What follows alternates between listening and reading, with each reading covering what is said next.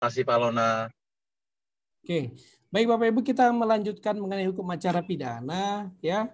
Saya yakin ini udah tambah mantap diskusinya, soalnya bukunya sudah dibeli kemarin. Bukunya Dibeli Pak tapi Dekan belum pula. dibaca, Pak. Oh, belum dibaca Bu ya. Baru dilihat aja Pak. Siap Bu. Malam Pak Lona. Selamat malam Maaf, Pak baru Tumpur, gabung. apa kabar Pak? Ya silakan Pak. Baik, saya share screen ya Bapak Ibu. Ini mungkin agak gelap, terlihat nggak Bapak Ibu ya di layar? Lihat Karena Pak. background-nya Kelihatan, Pak. ini. Lihat, Bapak. Kelihatan Lihat Pak. ya. Ya Pak. Oke. Ini karena dari PowerPoint dibikin PDF, jadi gambarnya malah lebih terang jadinya. Oke, baik Bapak Ibu, kita kan kemarin sudah membahas mengenai hukum acara pidana, tujuannya apa dalam menegakkan hukum form, hukum pidana material dan seterusnya. Nah di dalam praktik Bapak Ibu dan dari segi pengetahuan, hukum acara pidana nggak bisa berdiri sendiri. Jadi harus dibantu dengan ilmu-ilmu yang lain, ya. Nah, antara lain ada beberapa seperti ilmu logika. Nah, Bapak Ibu di ilmu logika ini saya pikir di semua bidang juga memerlukan ya. Nah, karena ilmu logika ini sangat membantu sekali di bidang hukum ya untuk khususnya dalam hukum acara pidana supaya seorang penegak hukum bisa mempelajari prinsip-prinsip berpikir yang sistematis, logis dan rasional. Sehingga seorang penegak hukum dituntut punya kemampuan untuk mengkorelasikan alat bukti yang satu dengan alat bukti yang lain ya, atau menilai kewajaran suatu peristiwa korelasinya dengan alat bukti. Ya, dikarenakan memang kalau dipikir-pikir tentunya harus bukan pintar-pintar ya, tapi maksud saya gini. Penyidik itu akan kalau dia tidak menguasai logika, jalan berpikir yang sistematis dan segala macam, ini akan kesulitan untuk menemukan titik terang dari suatu kasus. Bagaimana kaitannya misalkan antara kasus, bagaimana ceritanya kayak kasus Jessica kita ambil contoh, bagaimana penyidik dan penuntut umum mengkonstruksikan hukum kasusnya, ya, supaya melihat bagaimana cara Jessica, ya, yang sudah terpidana pelaku pembunuhan berencana terhadap Mirna, sahabatnya sendiri, bagaimana caranya dia, mulai dari cara duduknya, cara mengaturnya, lalu digali sampai ke background pengalaman si Jessica di Australia, ya kan? Kemudian didatangkan ahli dan seterusnya. Nah, itu adalah bagian dari ilmu bantu logika. Ya, makanya di dalam kurikulum hukum sebenarnya ya di S1 suka ada ilmu logika. Ya, ilmu logika ini biasanya akan membantu memberikan gambaran. Ya, misalkan ditarik dari kesimpulan dari umum ke khusus atau dari khusus ke umum. Ya, ini perlu. Ya, di dalam praktik itu sangat membantu. Sebenarnya juga di bidang lain, di bidang hukum yang lain juga sangat membantu sekali. Apalagi kita ini kan acara pidana kan mencari kebenaran material. Artinya kebenaran sebenar-benarnya. Kenapa sih suatu pembunuhan itu terjadi? Motifnya apa, gitu ya? Karena itu akan mempengaruhi hakim di dalam menjatuhkan putusan. Andai kata orang yang bermotif ekonomi mencuri dengan orang yang bermotif foya-foya ketika dia melakukan pencurian, tentu hakim akan menilainya berbeda. Ya. Atau misalkan kayak banyak kasus kayak ada seorang nenek yang dituduh mencuri, ya kan, buah kakao ya, oleh PTPN kalau tidak salah waktu itu pernah terjadi. Nah, itu juga tentu akan berbeda dengan orang yang mencopet karena memang sudah jadi pekerjaan sehari-harinya dia. Gitu ya. Atau misalkan seorang ibu-ibu yang mencuri susu di toko hanya karena dia nggak punya uang untuk beli susu buat bayinya. Nah, ini kan semua harus ada sistematis, logis dan rasional gitu ya. Selain juga nanti ada kaitannya juga menyentuh asas keadilan. Ya, kenapa saya suka bilang hukum acara pidana itu tidak bisa sampai ke titik keadilan, tapi lebih ke arah menyentuh. Kenapa? Karena belum tentu bagi semua orang itu adil, sama, ya kan? Adil buat saya belum tentu menurut Pak Tumur itu adil. Adil menurut Pak Sahala belum tentu menurut Bu Yosi itu adil. Berbeda. Kerangka paradigma berpikir kita tentu berbeda-beda pasti, ya kan? Nah, makanya salah satu ilmu bantu dalam hukum acara pidana ini adalah ilmu logika, ya. Nah, selain ilmu logika, ini juga dibantu oleh ilmu-ilmu lainnya seperti psikologis. Nah, ini jelas, ya. Psikologis kan mempelajari jiwa seseorang, psikologi, psikiatri, ya. dia untuk memeriksa apakah kondisi seorang tersangka sehat atau tidak jiwanya. Ya, apakah dia stres, apakah dia psikopat, ya, atau yang ngaku gila gitu ya, diperiksa penyidik cuma ketawa-ketawa, senyum-senyum, ditanya apa jawabnya kemana-mana gitu ya. Begitu dicek ternyata normal, pura-pura gila dia gitu kan. Nah, apakah betul-betul gila gitu ya? Artinya mungkin dia karena depresi berat. Bagaimana seorang seorang misalkan katakanlah remaja yang melakukan pembunuhan terhadap janinnya, dia melakukan bukan aborsi, tapi dia melakukan melahirkan terus dia buang bayinya. Nah, bagaimana kita bisa memahami itu? Apakah itu sesuatu yang karena perbuatan itu didorong oleh rasa takut yang luar biasa? Tentu berbeda dengan orang yang memang niat membunuh. Ya, nah ilmu psikologi psikiatri ini akan membantu menilai hal tersebut. Ya, sempat juga waktu itu saya bagi contoh kasusnya Jessica. Ya, sempat diperiksa juga kan dari segi psikologisnya kan oleh Prof siapa itu dari UI. Ya, diperiksa apakah dia diduga psikopat gitu ya.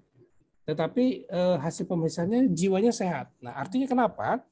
Kalau dikaitkan dengan hukum pidana material, Bapak Ibu mungkin masih ingat di semester sebelumnya belajar hukum pidana bahwa teori pertanggungjawaban pidana itu ya itu melihat kesalahan dari segi mens rea, dari sikap batinnya. Nah, apakah seseorang dapat dimintai pertanggungjawaban secara pidana atau tidak? Nah, ini tentu dinilai dari segi kesehatan jiwanya. Apakah dia gila, betul, atau pura-pura gila gitu ya? Karena banyak juga tersangka yang mengaku pura-pura sakit gitu ya, sehingga harus ada second opinion, pemeriksaan dokter. Nah, jadi kalau dia jiwanya tidak sehat, artinya apa? Sesuai pasal 44 KUHP, ya, asas non compos mentis, ya, seorang yang sakit jiwa tidak bisa dipidana. Karena dianggap dia tidak bisa sadar akibat dari perbuatannya atau dia sadar ketika melakukannya. Ya. Contoh, seorang kleptomania, ya kan? Nah, dia punya sakit secara psikologis sehingga ketika dia mengambil barang-barang milik orang lain yang dipikirannya adalah itu barang saya bawa pulang. Nah, ini tentunya dari segi pidana kan formil memenuhi. Tapi kita kan mencari kebenaran material. Nah, ilmu bantu ini sangat menolong menilai apakah dia sakit atau tidak. Ya, ternyata dia misalkan ternyata sakit, gitu ya, sehingga harus diuji dulu. Ya, silakan Ibu Albertine, silakan.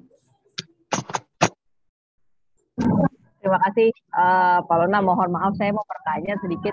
Silakan, Bu. Tadi Bapak katakan bahwa salah satu alat bantu dalam uji material adalah apakah si tersangka itu memiliki memiliki faktor psikologis ya, seperti contoh kasus Jessica.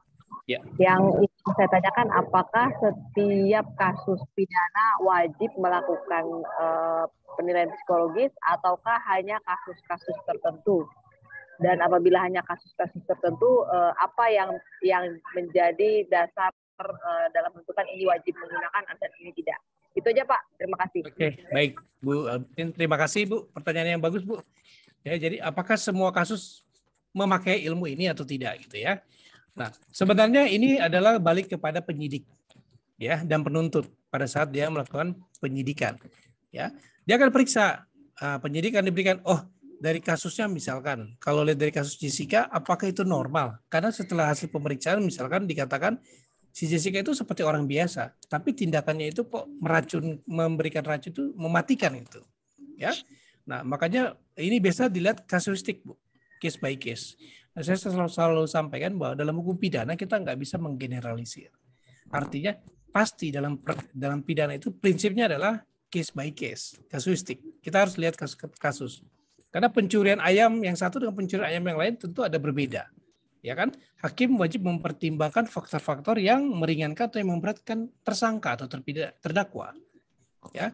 Nah, makanya sebenarnya tidak semua kasus, Bu. Ini kembali kepada keputusan penyidik dalam hasil penyidikan atas tersangka yang bersangkutan.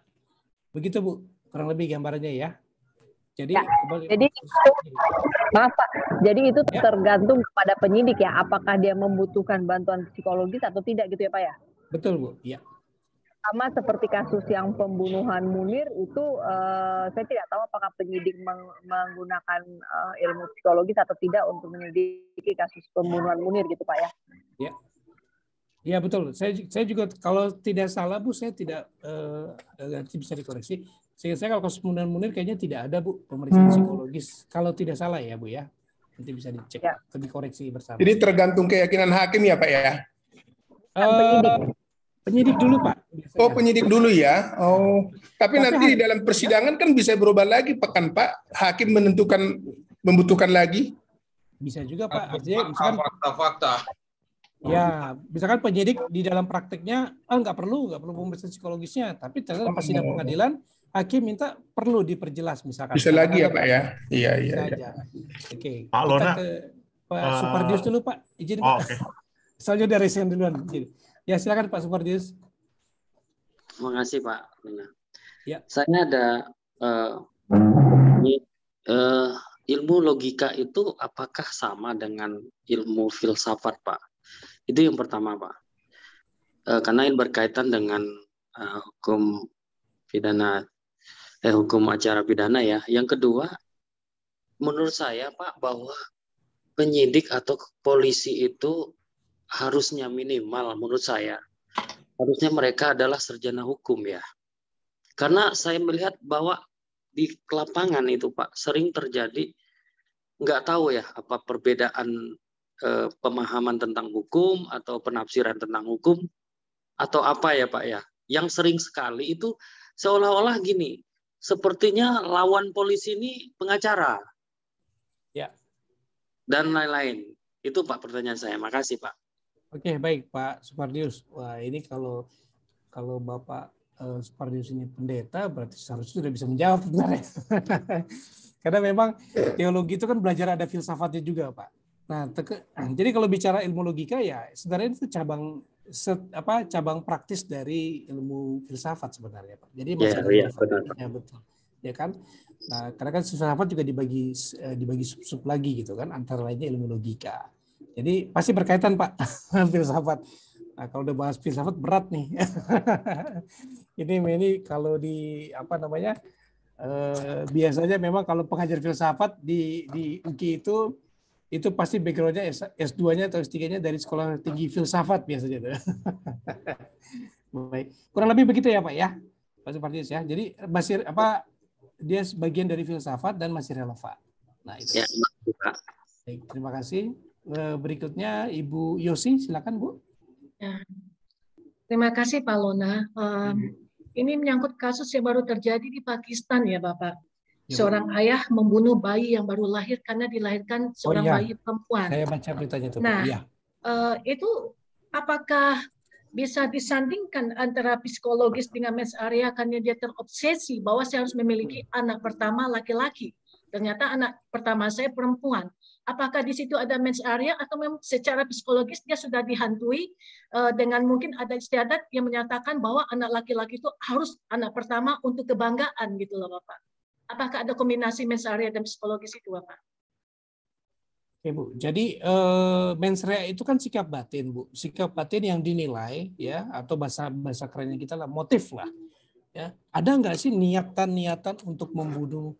Kenapa? Itu penting untuk menilai apakah pertanggungjawaban pidananya sampai sejauh mana, ya? Apakah dia di tahap yang paling berat atau yang ringan atau seperti apa gradasi kejahatannya?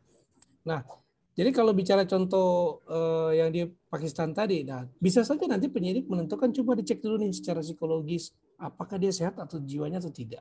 Karena nggak cuma di Pakistan Bu, banyak kasus misalkan ada kasus pembunuhan terjadi orang tua bunuh anak. Alasannya saya dengar suara-suara yang memerintahkan saya di kepala saya untuk membunuh anak saya supaya dia selamat dan macam-macam alasannya. Nah itu kan sering juga terjadi di Indonesia, Bu. Nah artinya ini hampir sama, ya.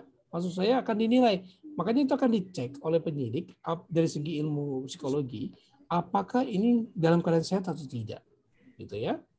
Nah, karena banyak juga kasus kayak waktu itu kasus di daerah mana seorang adik datang ke tengah warga gitu ya, dia menenteng kepala abangnya, ya sudah dipotong.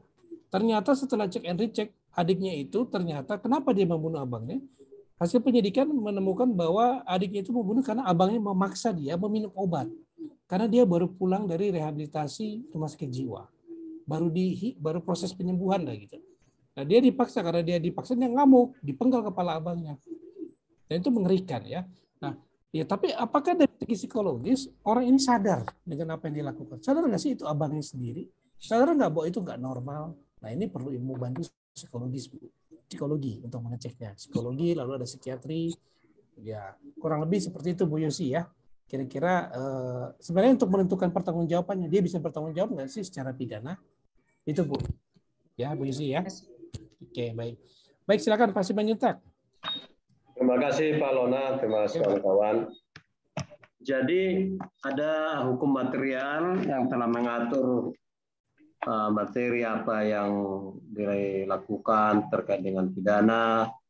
Ada hukum acara terkait dengan bagaimana itu dibuktikan, dan tujuannya adalah keadilan, kepastian hukum, dan kedudukan sama dalam hukum. Kan gitu Pak ya, itu idealnya, itu cita-citanya. Tetapi kenyataan kita lihat, salah satu contoh, seorang supir taksi menabrak seseorang sepeda motor bisa dipenjarakan misalnya 4 tahun. Tapi seorang anak menteri menabrak mobil orang, mati berapa orang, itu hanya dengan damai di atas metre dan lain-lain hal. Artinya secara material sebenarnya banyak yang tidak sama, keadilan itu tidak jelas. Kenapa tidak jelas?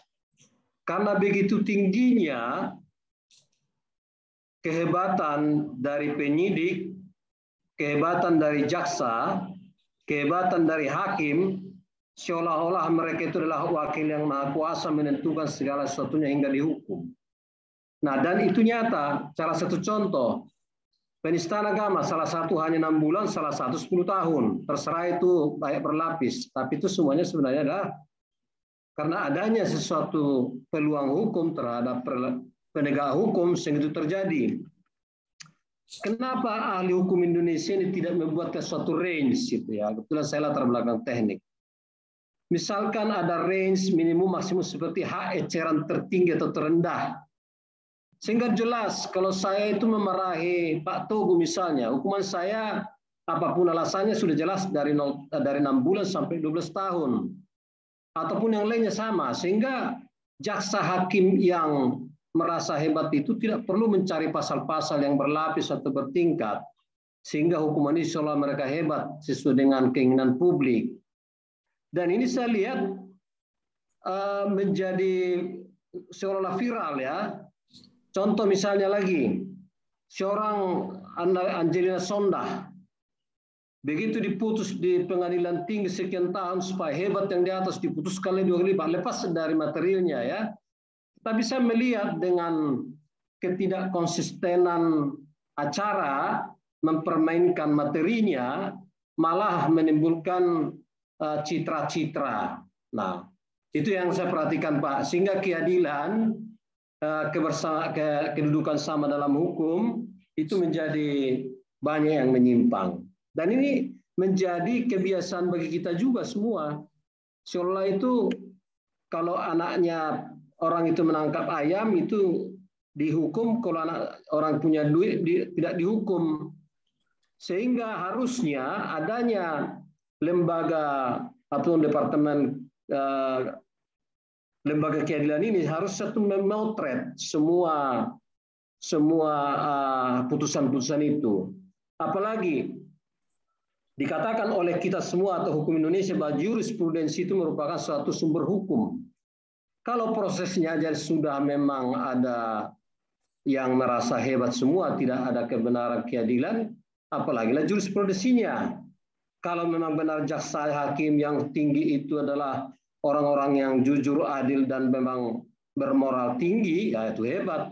Tetapi kalau sebaliknya, alangkah sedihnya kita belajar banyak hukum, banyak ahli hukum, profesor, doktor, ternyata hanya memutar-mutar itu angka-angka dan dalil-dalil. Tujuan awal itu menjadi hanya perdebatan gitu Pak. Ini hanya mendapat aja ya Pak Lona ya. Saya Pak sukses. Terima kasih Pak. Siap, baik. Terima kasih Pak Simanjuntak. Kalau dalam hukum pidana Pak, itu dikenal dengan disparitas pemidanaan. Artinya apa? Adanya perbedaan antara putusan pengadilan yang satu dengan pengadilan yang lain, atau hakim yang satu dengan hakim yang lain, terkait objek yang sama. Yang tadi Bapak bilang kan, kok yang sana nabrak sekian tahun, yang ini kok damai. Nah, jadi itu ada banyak aspek Bapak Ibu. Ya, salah satunya adalah karena prinsip dalam hukum acara pidana, dalam menjatuhkan pemidanaan, hakim tentunya harus sesuai dengan 183 KUHP, yaitu berdasarkan dua alat bukti, sekurang-kurangnya dua alat bukti ditambah keyakinan hakim. Nah, kemudian ada faktor-faktor yang yang memberatkan dan yang meringankan. Itu juga jadi pertimbangan bagi hakim dalam membuat putusan. Lalu selain itu ada faktor norma hukumnya Pak di pasalnya Bapak Ibu. Ya, kalau jadi gini, dalam hukum pidana di KUHP dia straf minimal, batas minimal pidana adalah penjara 1 hari, ya kan? Maksimumnya straf maksimalnya adalah 15 tahun, kecuali ada pemberatan bisa lebih dari itu, maksimum 20 tahun. Nah, di pasal-pasal kayak misalkan kecelakaan atau tindak pidana umum yang ada di KUHP itu tidak diatur secara khusus kayak Undang-Undang Tipikor. Undang-Undang Tipikor udah digaris bawah, pokoknya limitnya 4 tahun, artinya nggak boleh kurang dari itu, maksimumnya sekian gitu. Nah, tapi kalau tindak pidana yang lain demikian Pak, masih mengikuti KUHP. Jadi kenapa pencurian katakanlah 362 dijatuhi pidana asal kan ada batas ancaman maksimalnya. Nah minimalnya ya penjaranya 1 tahun, 1 hari. Nah itu kenapa mungkin ada perbedaan. Jadi masing-masing hakim akan berbeda-beda penilaiannya. Makanya saya bilang dalam pidana itu kita menilainya case by case, kasustik, nggak bisa generalisir. Kurang lebih begitu Pak, sukses ya. Kira-kira jadi kenapa hakim begini-demikian dalam praktek. Nah, baik Pak, makasih Pak. Ya, terima kasih Pak. Baik, berikutnya saya persilakan Bu Liana, silakan Bu. Ya antri Pak. Menarik. Banyak pertanyaan Pak. Silakan Bu Liana. Sore Pak Lona. Pak, sore, mau tanya, tadi terkait dengan masalah psikolog itu. Kalau misalkan saya sebagai PH, terus kemudian klien saya sebenarnya memang mempunyai masalah kejiwaan. Cuman seberapa besar peranan psikolog itu di dalam persidangan? Dimana kalau sebagai saksi ahli, bukannya itu hanya tambahan untuk seorang hakim dan ujung-ujungnya tergantung dari keyakinan hakim. Apakah kalau case-case masalah kejiwaan seorang psikolog itu memang ada undang-undang yang mengatur tidak hanya berdasarkan keyakinan hakim, Pak? Atau dia hanya peranannya sama dengan saksi ahli lain. Jadi benar-benar hanya masukan tambahan untuk seorang hakim dan ujungnya tergantung keyakinan hakim tersebut. Itu sih Pak pertanyaannya. Terima kasih Bu Liana, saya sudah nangkep. Oke, jadi gini Bu, di dalam hukum acara pidana itu masuk kategori keterangan ahli, ya. Nah, keterangan ahli ini alat pembuktiannya bebas, artinya hakim boleh mengikuti, boleh juga mengesampingkan keterangan ahli tersebut. Jadi tidak terikat hakim. Yang kedua, terkait masalah apakah boleh sebagai pihak, boleh saja Bu. Kenapa? Ya, dimungkinkan saja Bu. Kenapa? Karena itu kan bagian dari pembelaan terdakwa. Nah, katakanlah si terdakwa betul-betul memang ada sakit jiwanya gitu, katakanlah begitu. Nah, artinya jangan sampai dia secara hukum ya diatur di pasal 44 KUHP bahwa dia memang tidak bisa dimintai pertanggungjawaban pidana. Cuma itu kan bukan kesimpulan sepihak ya, harus ada ahli yang memutuskan demikian, bernilai ya. Nanti balik lagi putusannya di hakim. Jadi memang kalau keputusan akhir semua ada di hakim. Tinggal bagaimana penuntut umum, bagaimana penasihat hukum yang membela terdakwa di pengadilan membuktikan dari masing-masing versi. Apakah bisa meyakinkan hakim atau tidak? Nah, di situ sih Bu. Ya. Jadi berarti peranan psikolog sama aja keterangan dengan kekuatannya dengan keterangan ahli lain ya. Jadi tergantung dari keyakinan hakim saja. Ya, final decision-nya ada di hakim. Begitu Bu. Oke. Makasih Pak. Ya. Terima kasih Bu. Silakan Pak Andrew. Akhirnya. Terima kasih Pak. Terkait dengan tadi penjelasan Bapak, pemeriksaan psikologis tersebut, itu kita hanya gunakan untuk kejahatan terhadap nyawa, apakah bisa juga terhadap kejahatan ringan Pak, seperti kleptomani atau orang yang berpura-pura pakai seragam TNI seperti gitu. kasus sering ada terjadi kasus tersebut, tapi lebih mutlak digunakan kepada apa Pak? Apakah kejahatan terhadap nyawa atau terhadap yang lain itu juga bisa? Yang kedua, dalam hukum acara pidana Pak, misalnya dalam seseorang menabrak anak kecil hingga meninggal dunia, seperti kejadian baru-baru ini, apakah dengan membayar ganti rugi itu menghapuskan pidananya Pak? Apa bisa begitu Pak? Misalnya hakim mendamaikan antara tersangka dengan keluarga korban dengan oke, kita kasih ganti rugi, habis itu hakim memutuskan bebas gitu. Dengan catatan ya pelakunya cukup umur untuk dihukum ya Pak ya. Kalau di bawah umur kan lain lagi ceritanya, itu dipulangkan kepada orang tua. Tapi kalau gimana pelakunya cukup umur Pak? Terima kasih Pak. Oke, baik Pak. Baik, yang pertama terkait dengan sama sebenarnya jawaban saya sama kayak yang pertanyaan tadi dari Ibu Liana. Ya, jadi memang kalau bicara tentang psikologi itu ya di semua kasus dimungkinkan Pak. Tinggal bagaimana apakah penyidik, apakah dari pihak penasihat hukumnya yang mengajukan. Itu saja sih Pak. Jadi artinya tidak dibatasi apakah kejahatan terhadap nyawa atau kejahatan terhadap harta atau jangan kejahatan terhadap presiden boleh nggak diajukan? Boleh aja. Misalkan ada orang ngancam presiden, nembak presiden, boleh nggak diajuin tes psikologi? Boleh aja. Tergantung situasi dan hasil penyidikan yang pasti. Kemudian kan dari penasihat hukumnya juga akan menilai. Gitu ya. Misalkan orang ternyata punya kleptomania gitu ya, dan keluarganya tahu dan ini memang sedang terapi gitu, katakanlah begitu. Tetapi ya tinggal dari penasihat hukum membuktikan bahwa nih loh ada riwayat pemeriksaan kesehatannya memang orang ini begini gitu ya. Jadi artinya menurut pasal 44 KUHP dimungkinkan bahwa dia tidak bisa dimintai pertanggungjawaban pidana. Nah, artinya semua jenis tindak pidana dimungkinkan, Pak, untuk itu. Yang kedua tadi soal apa, Pak? Sorry, saya lupa. Pak Andrew? Bahasa Inggrisnya manslaughter, Pak. Jadi tidak dengan sengaja menabrak orang hingga meninggal dunia. Nah, tapi tersangkanya membayar ganti rugi. Nah, itu apakah dapat menghapuskan kehukumannya atau gimana, Pak? Oke, ya itu juga lagi hangat ya, Pak, di Pangandaran ya. Ya, sebenarnya memang secara jadi pidana, Pak. Pidana itu kan dibagi-bagi deliknya hukum pidana itu. Ada namanya delik biasa, ada namanya delik aduan. Nah, artinya apa? Delik biasa adalah delik yang diproses penyidikannya oleh kepolisian tanpa perlu adanya laporan dari masyarakat. Tanpa adanya aduan pun bisa diproses. Kalau perlu penyidiknya sendiri yang bikin laporan, ya, laporan model B, tidak salah. Nah, kemudian kalau delik aduan adalah ini akan diproses apabila syaratnya terpenuhi, yaitu adanya pengaduan dari korban. Nah, kalau kejadian laka lantas yang kemarin itu adalah delik biasa, artinya polisi akan tetap proses viral maupun nggak viral, gitu kan? Cuma kalau viral akan lebih cepat, akan dilakukan penyelidikan dan penyidikan. Nah, kemudian kalau bicara seperti itu, apakah suatu perkara pidana bisa dihentikan? Ada syaratnya, Pak. Ya, ada beberapa syarat yang harus dipenuhi, gitu ya. Nah, syarat berdamai tidak termasuk salah satunya sebenarnya.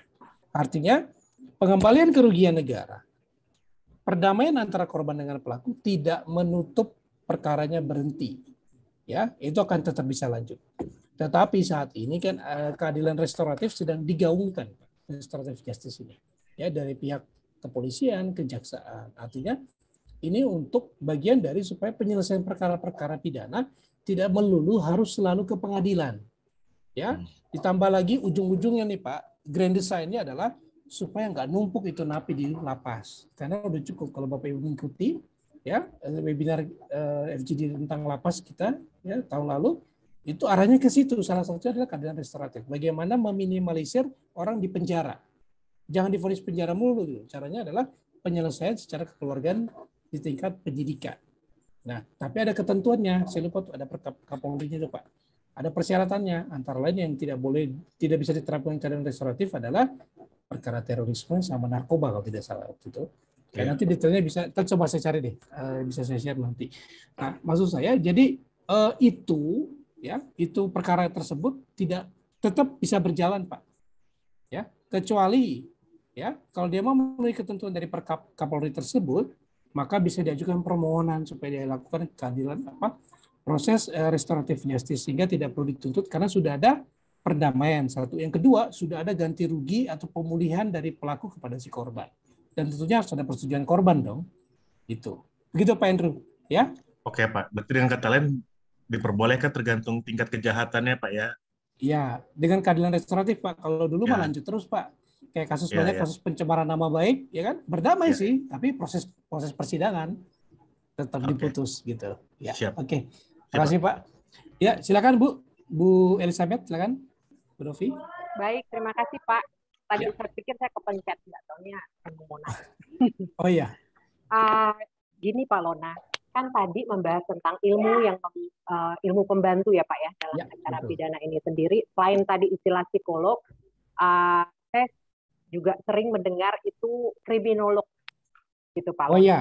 Nah, lalu kalau peran kriminolog dalam sistem peradilan itu sendiri seperti apa ya Pak? Apakah ikut juga membantu proses pencarian dan pemastian alat bukti, atau hanya cukup sebagai saksi ahli saja? Itu pertanyaan saya Pak. Terima kasih. Oke, baik. Terima kasih Bu. Oke, saya balik ke slide tadi ya. Nah, ini juga saya jelaskan tadi ada psikologis, ada psikiatri, ya. Kemudian ada kriminologi. Kriminologi adalah ilmu yang mempelajari sebab-sebab kejahatan, Bapak Ibu. Ya, jadi dia mencari tahu dan ini memang membantu proses peradilan pidana. Kenapa? Fungsinya ada dua. Dia sebagai upaya preventif, gitu ya. Preventif berarti mencegah supaya kejahatan tidak terulang. Dan yang kedua juga dia bisa untuk menentukan kira-kira sanksi pidana apa yang pas buat pelaku kejahatan yang demikian supaya memenuhi rasa keadilan. Nah, kalau ibu nanya bagaimana peran kriminolog, kriminologi ilmunya profesinya disebut kriminolog. Nah, kriminolog ini akan membantu Bapak Ibu sebenarnya untuk menilai apakah kejahatan yang dilakukan ini apakah lebih pas dijatuhi hukuman berat atau hukuman ringan gitu ya. Tapi ini lebih banyak ilmu ini dipakai untuk preventif sebenarnya. Supaya bagaimana supaya korupsi ini nggak terulang lagi. Nah, dia akan jelaskan, oh by system kan dia mempelajari sebab-sebab kejahatan. Ya, dengan mempelajari sebab-sebab kejahatan diharapkan dia bisa mengetahui gimana sih seseorang itu jadi punya niat jahat itu gimana sih, mens reanya jahat itu gimana sih. Ya itu akan dipelajari mendetail gitu ya. Makanya kriminologi ini termasuk ilmu sosial, ilmu yang mempelajari mempelajari kejahatan sebagai gejala masyarakat, ya. Nah, ini dianggap demikian bagian dari masyarakat yang timbul sebagai gejala masyarakat sehingga ditelitinya nggak cuma satu aspek dari berbagai macam aspek, ya. Apakah ini penyebabnya keluarga? Nah, dia akan mempelajari jauh ke belakang itu sebab-sebab kejahatan tersebut, atau karena ada peraturannya yang lemah sehingga memungkinkan orang melakukan korupsi, markup dan segala macamnya, atau misalkan karena ini di lingkungan desa terjadi korupsinya, katakanlah gitu, dana desa, sehingga pengawasannya sangat lemah sekali atau apa. Nah, ini akan jadi masukan untuk ke depannya. Nah, jadi kalau ditanya peran dalam sistem peradilan pidana, peran penting sekali Bu kriminologi ini. Ya, bahkan selalu berkaitan dengan pemberantasan kali ya, penanggulangan lah dikatakan. Karena kejahatan tidak mungkin dibikin nol, dibikin zero, tetapi dibikin minimalisir dimungkinkan. Begitu Ibu ya, kira-kira bisa menjawab Bu Novi ya. Jadi lebih ke peran pencegahan ya Pak ya? Lebih banyak ke pencegahan sih sebenarnya Bu. Ya. Oke Pak. Oke, Terima kasih baik. Pak. Terima kasih. Ya silakan ada Ibu Vera. Silakan Bu Vera. Ya, mau tanya Pak. Pak, sebenarnya kajian kayak psikologi, psikiatris gitu, itu masih penting nggak sih, masih diperlukan nggak sih? Karena toh semua orang belum jadi terdakwa, baru jadi tersangka aja udah langsung sakit. Yang tadinya sehat semuanya pada sakit. Jadi maksudnya toh selama ini selalu dipakai for what gitu. Is it a joke gitu? Toh betul Bu. semua orang pada saat itu toh waktu pada saat melakukannya sehat-sehat aja. Terus pada saat jadi tersangka gitu, terus tiba-tiba semua penyakitnya keluar gitu Pak. Tawan komorbid semuanya Bu. Ya jadi memang ya itulah Bu. Kalau dibilang relevan sangat relevan Bu. Justru untuk menguji apalagi masalah kesehatan ya. Dibilang sakit segala macam, makanya jaksa penuntut umum itu selalu punya tim kesehatan, tim medis sendiri, ya tim dokter sendiri yang ditunjuk oleh kejaksaan untuk memeriksa, untuk mencari second opinion. Apakah betul orang ini sakit atau tidak? Nah, Bapak Ibu kan bisa lihat dari banyak kasus ya, kasus Setia Novanto, ya, yang dibilang kemarin punya ada benjolan di kepalanya jika dibapau segala macam ya. Nah, itu kan perlu second opinion. Ya, artinya perlu untuk melihat apakah betul ini sakit atau tidak. Ya, ternyata kan hasil pemeriksaan kemarin kan Setia Novanto waktu itu ya. Ternyata menurut dokter dari yang ditunjuk dari kejaksaan nggak apa-apa tuh, bisa ikut sidang, gitu ya. Nah, akhirnya dimungkinkan untuk sidang. Nah, jadi itu sangat relevan sekali, Bu, ilmu tersebut sangat membantu. Nanti itu akan masuk dalam bagian berkas perkara kalau di penyidikan ya. Kalau di berkas perkara itu akan diperiksa sama hakim. Kadang-kadang hasil pemeriksaan saksi ahli dari tahapan penyidikan, maka akan dipanggil kembali di dalam persidangan untuk didengar keterangannya. Ya, mengkonfirmasi apakah keterangan dia di penyidik demikian betul. Kalau dirasa sama hakim relevan dan penting, maka bisa diperiksa di dalam pengadilan juga. Begitu, Bu, kira-kira. Baik, Pak. Ya. Terima kasih. Terima kasih, Bu Vera. Baik, Bapak Ibu, saya lanjut lagi. Ya. Baik, tadi kriminologi sudah disinggung. Kriminologi, kemudian ada namanya kriminalistik. Nah, ini mungkin selalu relevan kalau kriminalistik ini. Karena ini adalah mempelajari kejahatan sebagai suatu seni. Seni dalam arti yang bukan negatif ya, tapi sebagai sesuatu yang sangat unik, sehingga di dalam pelaksanaannya ini dia dibantu juga ada ilmu-ilmu forensik lainnya. Contoh kedokteran kehakiman gitu ya, kedokteran forensik. Oh, ini jelas. Dia kan untuk mengetahui penyebab seseorang meninggal karena apa. Apa karena dia meninggal karena misalkan jantungnya sobek. Oke. Jantungnya sobek karena apa? Pukulan benda, tusukan benda tajam. Benda tajam itu seperti apa? Nah, itu kan itu tugasnya kedokteran kehakiman atau forensik ya. Tapi ahli di bidang forensik tidak boleh menyimpulkan bahwa dia dibunuh oleh si X, nggak bisa. Dia hanya menjelaskan fakta-fakta menurut keilmuannya aja. Lukanya karena ini, ya dia meninggal di jam segini karena pendarahan di sini di kepala gitu ya. Jadi karena pukulan benda tumpul atau apa gitu ya. Tapi dia tidak bisa menyimpulkan siapa pelakunya. Ya, semua ahli tidak boleh menyimpulkan karena hanya boleh memaparkan, menjelaskan fakta yang ada. Ya, Bapak Ibu ya. Nah, yang kedua adalah ilmu bantunya adalah balistik. Nah, ini jelas nih kalau kasus-kasus penembakan. Ya, kasus-kasus penembakan ini ya tadi pagi nih, yang tadi pagi pas yang vonis pelaku pembunuhan polisi itu. Pelaku pembunuhan Laskar FPI itu ya. 2 polisi yang divonis bebas siang apa pagi ini tadi ya. Iya, hari ini. Itu betul, Pak. Dalam penyidikannya itu pasti pakai ilmu balistik untuk menentukan dari senjata api siapa itu ditembakkan pelurunya.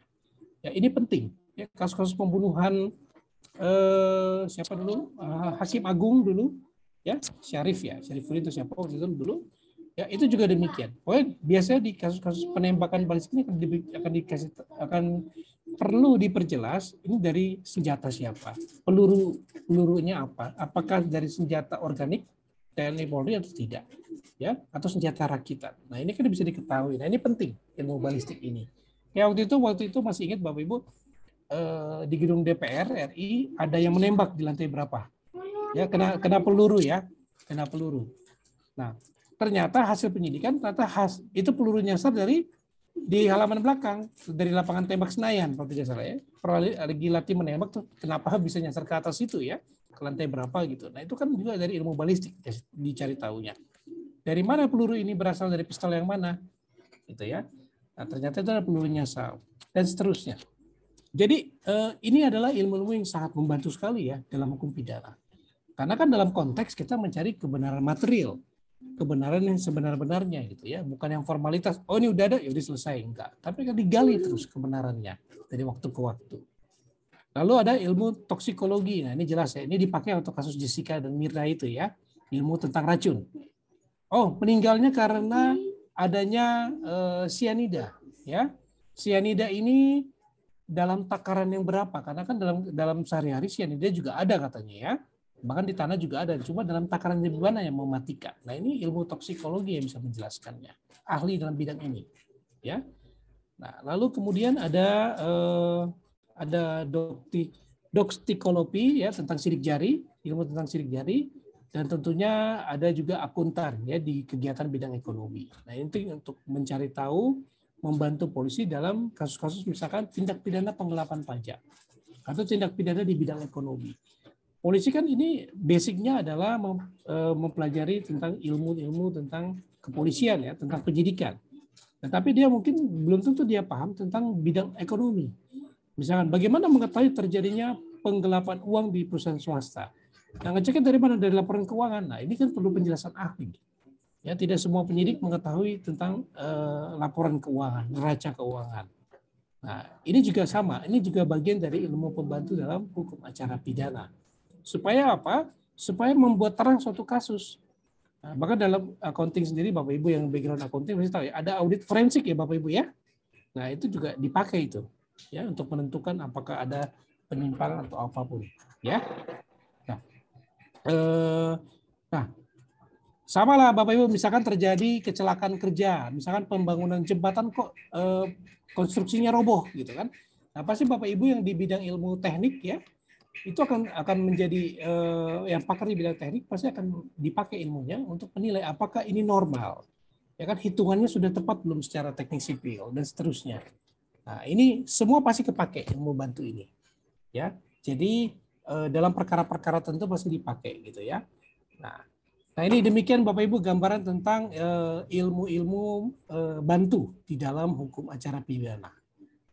Nah, sampai sini ada yang mau bertanya? Oke, kalau belum saya lanjut dulu ya. Bapak Ibu, ya, silakan Pak. Silakan Pak. Ya. Mengenai ahli balistik ya, yang Pak. 2 slide sebelum tadi Pak. Iya Pak. Kita pernah mengalami kasus yang sebenarnya cukup besar, yaitu waktu kasus Antasari Pak ya. Ya betul Pak. Terbukti dari uji balistik, si ahli balistik menyatakan bahwa peluru yang ditembakkan itu kan bukan berasal dari senjata yang memang terbukti dipakai untuk menembak. Tapi ini kan kembali kepada keyakinan dari hakim bahwa ya itu sudah benar sesuai dengan temuan penyidik, Pak. Terus pertanyaan menurut Bapak seperti apa kalau kondisinya bahwa hakim ini memiliki subjektivitas yang sangat tinggi, Pak ya, untuk bisa memutuskan bahwa itu benar gitu, Pak. Terima kasih, Pak Lona. Baik, Pak Setio. Jadi Bapak Ibu memang balik lagi kepada hakim ya. Kalau hakimnya menilai, katakanlah misalkan gini, hasil uji balistik dari yang diajukan oleh penyidik, ya, bagi hakim agak meragukan. Apalagi tadi bilang, kok berbeda dengan pistol yang ditemukan di tersangka gitu kan, terdakwa. Nah, ya sebenarnya itu sangat mungkin saja kalau hakim bisa menilai, coba dilakukan pengujian lagi, dites lagi, dari peluru pistol yang mana, gitu ya. Ya sama kayak kasus Jessica sebenarnya Bapak Ibu. Sampai sekarang, seingat saya, kalau Bapak Ibu ikutin ya, penuntut umum belum bisa membuktikan bagaimana cyanida itu ada di kopi itu. Ya kan? Caranya bagaimana masih belum ketemu. Seingat saya ya, hasil pemeriksaan belum ketemu. Kapan dia taruh itu? Enggak ketemu. Pokoknya udah ada cyanida aja. Sampai siapa namanya? Si waiternya juga diperiksa kan, apa jangan-jangan dia orang suruhan, bang sampai heboh dengan apa rekeningnya ada uang masuk segala macam. Nah ini maksud saya ini dalam rangka mencari kebenaran material. Nah kalau hakim menilai bahwa itu perlu dilakukan pemeriksaan ulang, bisa saja Pak. Nah coba kan dari kasus yang siapa kemarin siapa Pak tadi Nazarudin. Nah itu kan ada aroma politiknya ya, yang kita nggak tahu ya Pak ya. Betul Pak. Ya, betul. Aroma politiknya kan yang penting Antasari harus masuk, Pak. Nah, itu Pak. Di belakang itu kita nggak tahu bagaimana kejadian atau apakah itu rekayasa atau tidak, sampai sekarang belum bisa dibuktikan. Yang jelas yang terbukti Antasari sudah menjalankan pidananya sebagai terpidana, gitu ya. Nah, meskipun sampai keluar kalau tidak salah beliau masih membantah ya bahwa beliau bukanlah otaknya.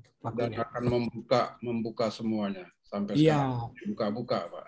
Iya betul Pak, makanya ini kalau emang kalau Pandoranya soalnya belum dibuka, kalau dibuka ada orang besar yang kena Pak.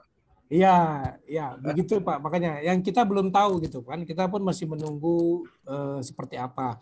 Nah, cuma yang jelas ya. Menyangkut kewibawaan negara nantinya. Ya betul Pak, menyangkut kepentingan yang lebih besar biasanya. Kepentingan yang Sehingga lebih besar, Pak. Jadi di pending aja, Pak. Buying time terus, Pak. betul Pak Riki. Betul. Nah itu jadi memang kita secara orang hukum normanya ada, aturannya ada, SOP-nya ada. Tapi kalau sudah bicara di balik itu, ya kita nggak tahu apa yang terjadi, gitu kan? Dan kita juga mungkin sulit membuktikan. Cuma dengar berita, gosip atau wacana bahwa ini begini, ini begitu, si pelakunya sini, ini gitu dan seterusnya. Ya kita kan kalau tidak bisa dibuktikan agak susah, gitu ya, agak abu-abu. Nah itu mungkin kira-kira bisa menjawab atau Pak, bisa boleh saya menjawab. bertanya, Pak Lona? Ya, silakan Pak. Ya, ini saya mau bertanya mengenai pertanyaan yang bersifat menjerat, Pak. Dalam pasal 166 KUHP, ya, dinyatakan bahwa pertanyaan yang bersifat menjerat tidak boleh diajukan itu, Pak. Baik itu kepada terdakwa maupun kepada saksi. Tapi saya penasaran ini, pengen bertanya, Pak. Apakah pasal 166 tersebut berlaku juga untuk ahli? Apakah hakim boleh bertanya yang bersifat menjerat kepada ahli? Kita tahu bahwa di dalam hemat saya itu di KUHP itu sebenarnya tidak digunakan istilah saksi ahli, yang digunakan itu adalah ahli. Benar nggak Pak? Ya itu pertanyaan yang tadi Pak, intinya itu adalah apakah berlaku juga untuk ahli itu tadi Pak? Apakah hakim boleh bertanya yang menjerat kepada ahli tersebut? Baik Pak, oke. Nah, betul Pak, tidak dikenal dalam KUHP disebut saksi ahli, yang ada keterangan ahli Pak. Ya Pak. Keterangan ahli, keterangan saksi. Jadi memang kita suka salah kaprah, apalagi Betul, media menyebutkan. Sekarang semuanya orang menyebutkan saksi ahli. Betul. Pembela pengacara juga mengatakan kami akan mengajukan saksi ahli. Nah ini udah salah kaprah ahli. Betul Pak. Jadi memang kan kalau ahli, saksi itu adalah orang yang melihat dan melihat langsung, mengetahui langsung terjadinya peristiwa pidana. Itu definisinya. Eyewitness. Ahli ini bahasa Inggrisnya eyewitness ya Pak. Betul Pak, betul. Nah kalau ahli kan tidak melihat, dia hanya disajikan fakta, dia menilai menurut keilmuannya. Sebenarnya begitu prinsipnya. Nah Pak, kalau mengenai apakah boleh diajukan kepada ahli? Ya sebenarnya pertanyaan menjerat itu sebenarnya kan tujuannya adalah bagaimana menjerumuskan Pak, menjerumuskan orang yang ditanya supaya menjawab sesuai yang diinginkan oleh si penanya. Katakanlah. Nah, makanya dalam pertanyaan pidana itu tidak boleh jawabannya adalah ya atau tidak gitu. Ya, karena itu bisa menjerumuskan misalkan ditanya, apakah Bapak betul ada jam sekian ada di sini? Oh, betul Pak. Oke. Nah, apakah betul Bapak pada saat itu membawa tas koper yang berat sekali Pak? Oh, iya betul Pak. Oh, berarti Bapak pembunuhnya dong Pak. Betul nggak Pak? Iya atau tidak? Nah jangan itu menjerat Pak. Berarti kan menyimpulkan. Nah itu menjerat itu maksudnya menyimpulkan Pak. Jadi itu yang dilarang oleh hakim. Iya, karena dia dianggap menyimpulkan. Nah itu dilarang. Di perdata juga nggak boleh Pak. Di hukum acara perdata menyimpulkan nggak boleh. Ya, di pidana juga demikian. Nggak boleh disimpulkan karena kan ini dalam proses pemeriksaan. Kesimpulannya nanti disampaikan dalam bentuk pledoi, gitu Pak, atau nanti dalam bentuk surat tuntutan oleh penuntut umum. Nah begitu Pak. Jadi sebenarnya kalau ini berlaku untuk semua Pak, tapi biasanya itu bisa ditujukan kepada saksi atau terdakwa, makanya ditegaskan di KUHP itu kepada mereka Pak. Kalau ahli kan nggak ada kaitannya dengan perkara, dia hanya menjelaskan aja. Begitu Pak Riki. Pak, bagaimana sebaliknya dengan advokat Pak, penasihat hukum Pak? Karena penasihat hukum itu juga kadangkala bahkan ya saya melihat itu pertanyaannya itu pertanyaan menutup seperti yang Bapak katakan tadi. Jawabannya antara iya dan tidak. Kemudian itu kan sebenarnya sudah menjebak dan menjerat sehingga tidak ada peluang bagi yang ditanya itu untuk menjawab lebih detail dan lebih panjang. Artinya seharusnya kan pertanyaan itu pertanyaan yang membuka Pak, yang memberikan reason atau alasan-alasan dan mungkin juga dalil-dalil serta dasar-dasar yang lain yang bisa dikembangkan. Jadi tidak langsung di-close dengan iya dan tidak Pak jawabannya Pak. Ya betul Pak. Memang makanya Pak biasanya itu nah ini balik lagi kepada saksinya Pak. Bapak orang yang pintar sekalipun kalau berhadapan dengan pengadilan mental kadang bisa jatuh Pak. Ya. Saya pernah nemu saksi, dampingin saksi, ngajuin saksi, itu memang pintar. Tapi begitu di depan hakim, hilang Udah semua, terserah aja blank. Pak ya 200. Udah Mami Yayan di mute, Mami 20. Yayan. Mami Yayan belanjanya nanti aja, nanti malam belanjanya. Kuliah. Baik. Jadi memang itu bicara mental. Nah, kedua, kalau meresponi Bapak, kalau saya di pihak Bapak gitu ya, kita anggaplah saya di pihak yang diperiksa sebagai saksi. Nah, kalau saya pintar menangkap arah pertanyaannya, saya akan menolak menjawab. Gitu kan? Tapi kadang-kadang orang kalau ditanya, dia lupa bahwa dia sedang diarahkan kemana gitu kan. Nah, ada juga yang kayak gitu, nanti pintar-pintarnya hakim lah. Karena asas dalam peradilan pidana itu, hakimnya harus aktif. Apakah ini menjerat, apakah ini melanggar SOP, melanggar aturan hukum, atau apa dalam penyampaian segala macam, dia yang menegur, dia yang menertibkan, itu hakim pidana. Tapi kalau perdata dia lebih pasif. Kalau pidana aktif dia Pak. Artinya hakim yang bisa menilai Pak. Saudara penuntut, pertanyaan Anda menjebak, ini dilarang oleh KUHAP. Ya, silakan ganti pertanyaan Anda. Biasa akan ditegur gitu Pak. Itu hakim Pak ya. Hakim Pak gitu. Tuh hakim tuh biasa juga. Kinita tuh jadi ketua majelis hakim kemarin harus tegas kayak gitu. Artinya gini Pak, kalau Bapak bilang tadi dalam pidana itu bahwa hakim itu harus lebih aktif dibanding dengan menangani kasus perdata. Artinya gini, sebenarnya pengacara atau katakanlah kuasa hukum dari yang terdakwa yang akan digiring itu sebenarnya boleh juga akan memintakan kepada hakim agar pertanyaan itu jangan tendensius atau katakanlah mengikat. Dia juga bisa kan Pak untuk menolak menjawab pertanyaan itu gitu Pak. Gimana Pak? Dibolehkan Pak. Nah, kadang-kadang gini Pak, misalkan penuntut umum ini menanyai terdakwanya terlalu menjurus banget sehingga pihak PH-nya, penasihat hukumnya boleh mengajukan keberatan. Keberatan yang mulia, pertanyaan penuntut umum begini.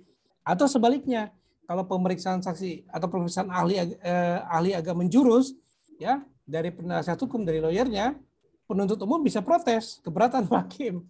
Itu biasa Pak, boleh dia juga. Kedua-duanya diberi hak yang sama, begitu Pak. Jadi Mas, pihak pembela juga dari pihak yang itu dituntut Pak punya hak juga Pak untuk menginterupsi hakim Pak ya atau penanya. Bukan dituntut Pak, memang punya hak Pak, karena diperlakukan adil Pak, dua-duanya sama. Jadi punya hak yang sama. Masalah Elvis jadi pengacara kemarin itu harus. Gini Pak, dalam hal pada proses penyidikan, artinya kan sebetulnya bahwa seorang yang disangkakan, artinya kalau dalam proses penyidikan masih disangkakan ya Pak, apa namanya? Ya, tersangka Pak. Tersangka masih. Artinya kan dia juga memperoleh hak untuk didampingi oleh penasihat hukum. Oh iya, ya ada undang-undangnya kan pasalnya. Artinya bahwa penyidik tidak boleh membatasi atau memblok atau menutup akses si tersangka untuk memperoleh penasihat hukum, Pak. Ya, betul Pak. Diatur Pak di KUHAP itu adalah bagian dari hak-hak tersangka atau terdakwa Pak. Jadi bahkan untuk ancaman pidana yang di atas 5 tahun, penyidik wajib menyediakan penasihat hukum. Ya, kalau dia nggak mampu, wajib dibayar oleh negara. Memang hak sudah ada Pak diatur di KUHAP. Oke. Karena kadang dalam hal gini Pak, karena tujuan tertentu kan kadang penyidik artinya ini kadang bagaimana tujuan si penyidik. Artinya si penyidik sekarang juga kadang ingin ada sesuatu tujuan yang ingin dicapai sehingga kadang untuk memperoleh atau mendapatkan tujuannya itu membatasi haknya si tersangka. Itu yang betul, apa? Pak. Kalau misalkan tersangkanya tidak ngerti, dia akan ngeyai aja Pak. Tapi kalau didampingi penasihat hukum, ya tentu akan diimbangi oleh penasihat hukum Pak. Nah ini kan yang banyak terjadi adalah mereka nggak ngerti Pak. Kasusnya KC ya Pak Elvis ya, yang dihalang-halangi oleh penyidik pada saat depan, kemudian dibawa ke Jakarta, di mana pembela berusaha untuk menemui si tersangka KC, tapi kemudian penyidik menghalang-halangi dengan segala macam. Itu maksudnya tadi Pak Lona yang dimaksud Pak Elvis. Ya, sebenarnya itu adalah hak, artinya penyidik nggak boleh menghalang-halangi gitu kan. Jadi memang itu adalah hak semua tersangka Pak. Kalau udah jadi tersangka biasanya udah harus didampingin. Apalagi ancaman pidananya di atas 5 tahun gitu kan. Nah itu wajib. Nah, cuma kadang-kadang ya Bu. Kalau terjadi, artinya kan itu memang hak tersangka. Tapi kalau dalam prakteknya tidak dilaksanakan itu gimana Pak? Apakah penyidiknya bisa kita salahkan Atau Bisa Bu, bagaimana? bisa. Kan di kepolisian punya divisi propam. Ada wasidik Bu, pengawas penyidikan. Itu bisa dilaporkan ya.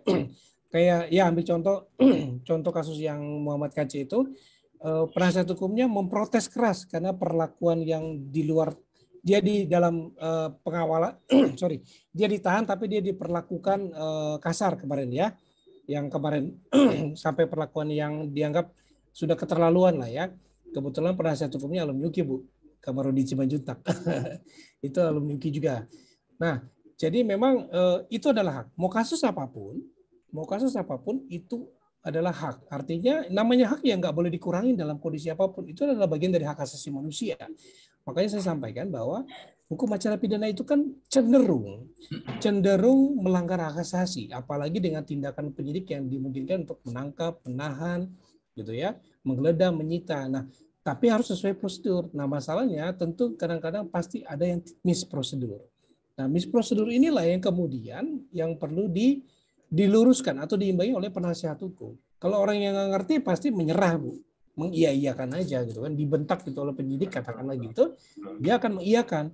Tapi kalau ada penasihat hukum, penyidik tidak akan seenaknya aja Bu. Artinya sudah ada pengawalnya gitu.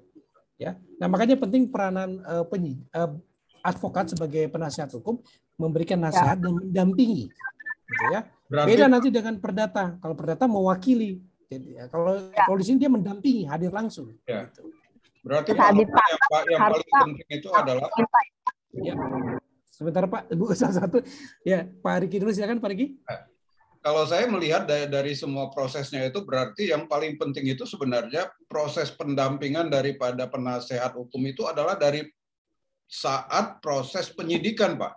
Karena kan kuncinya nanti itu dari situ awalnya semua yang dibawa kepada proses selanjutnya. Jadi kalau udah salah dia di dalam penyidikan dia sudah tidak didampingi dan tidak bisa ini, itu nanti bisa berat tidaknya tuntutan itu kan tergantung dari hasil daripada penyidikan, Pak. Makanya itu dari awal daripada pendampingan penasihat hukum itu dari mana, Pak? Mulai dari awal yang bisa diizinkan penasihat hukum itu mendampingi, Pak. Oke, Pak. Jadi memang di KUHP diatur, Pak, bahwa penasihat hukum itu, tersangka itu berhak didampingi oleh penasihat hukum sejak tahap penyidikan dan di semua tingkat. Artinya penyidikan, penuntutan, dan pengadilan. Begitu, Pak. Bukan pada saat ditangkap, Pak. Boleh bukannya juga, Bu. Pada saat ditangkap juga dimungkinkan. Ya, pada saat penangkapan si tersangka langsung meminta didampingi oleh pengacara advokatnya gitu, Pak. Boleh, Bu. Itu juga boleh. Bahkan pada saat pemeriksaan juga kan. Nggak berlaku di KPK. KPK itu kan hanya tersangka yang boleh didampingi PH. Kalau penyelidikan nggak boleh. Kenapa ada hak khusus? Ini yang menarik, Bu. Ini Bu Liana protesnya sama kayak lawyer, Bu. Kami juga mau protes hal itu. Karena KPK super body, nggak boleh masuk ke dalam, Bu. Suruh nunggu di luar. Liana pengacara, Pak. Iya, jadi memang khusus KPK ini yang agak unik yang sebenarnya juga diprotes ya. Kenapa? Karena kedudukan advokat itu sebagai aparat penegak hukum seimbang dengan penyidik, dengan penuntut, dengan kepolisian, dengan kejaksaan, dengan hakim. Karena sebagai APH, aparat penegak hukum. Tapi dalam prakteknya selalu KPK membatasi. Ini yang selalu diprotes. Banyak sekali, Bu, udah sampai bosan. Nah, masalahnya ini memang undang-undang KPK, makanya kenapa kalau dulu heboh mau direvisi begini-begini, itu lawyer pasti paling depan ngusulin untuk berubah. Karena kewenangan tidak terbatas jadinya. Akhirnya melanggar hak gitu ya. Meskipun tujuan awalnya adalah baik supaya tidak diintervensi segala macam. Tetapi kan jadi melanggar haknya si tersangka. Itu. Bahkan Bapak Ibu kalau kasus-kasus terkait dengan keamanan negara, ya, jadi gini, di KUHP itu kan diatur salah satunya bahwa tersangka boleh berkomunikasi dengan penasihat hukumnya tanpa perlu didengar oleh penyidik. Itu haknya dia. Tapi kecuali dalam hal tindak pidana keamanan negara itu wajib didengar. Nah, sedangkan kalau perkara korupsi kan itu tidak ada larangan dari segi undang-undang, tapi itu sebenarnya aturan internal. Ya Bapak Ibu. Nah ini yang memang sangat disayangkan dan sampai sekarang setahu saya belum berubah nih, masih begitu. Belum ada. Di undang-undang baru belum berubah, hanya baru penyadapan aja yang dibatasi kan. Kalau dulu bahkan mereka bisa penyadapan. Betul. Nah inilah yang kemarin memang pasti, makanya Bapak Ibu kalau perhatikan, kalau yang protes minta undang-undang KPK direvisi pasti ada lawyer di situ, Bu. Udah pasti, karena pengalamannya begitu. Nah, emang betul Bu, itu yang kita alami juga dari lawyer gitu. Hebat Bu. Jadi memang hak tersangka itu didampingi ya sejak penangkapan segala macam gitu ya. Jadi kalau lawyer yang udah ngedampingin dia, kadang-kadang waktu dia masih jadi saksi pun sudah didampingi kadang-kadang. Saya kemarin menangani kasus tipikor di Manado, ya pemeriksaan saksi, ya perusahaan perikanan. Kemudian waktu itu penyidiknya adalah bocor. Ya. Bocor. Bu Liana ya. Oke. Baik. Sudah. Baik. Jadi pengalaman saya kemarin juga pada saat pemeriksaan saksi, kemudian saya tangani di Manado, kasus perikanan, kasus tipikor juga ditangani Kejaksaan Tinggi.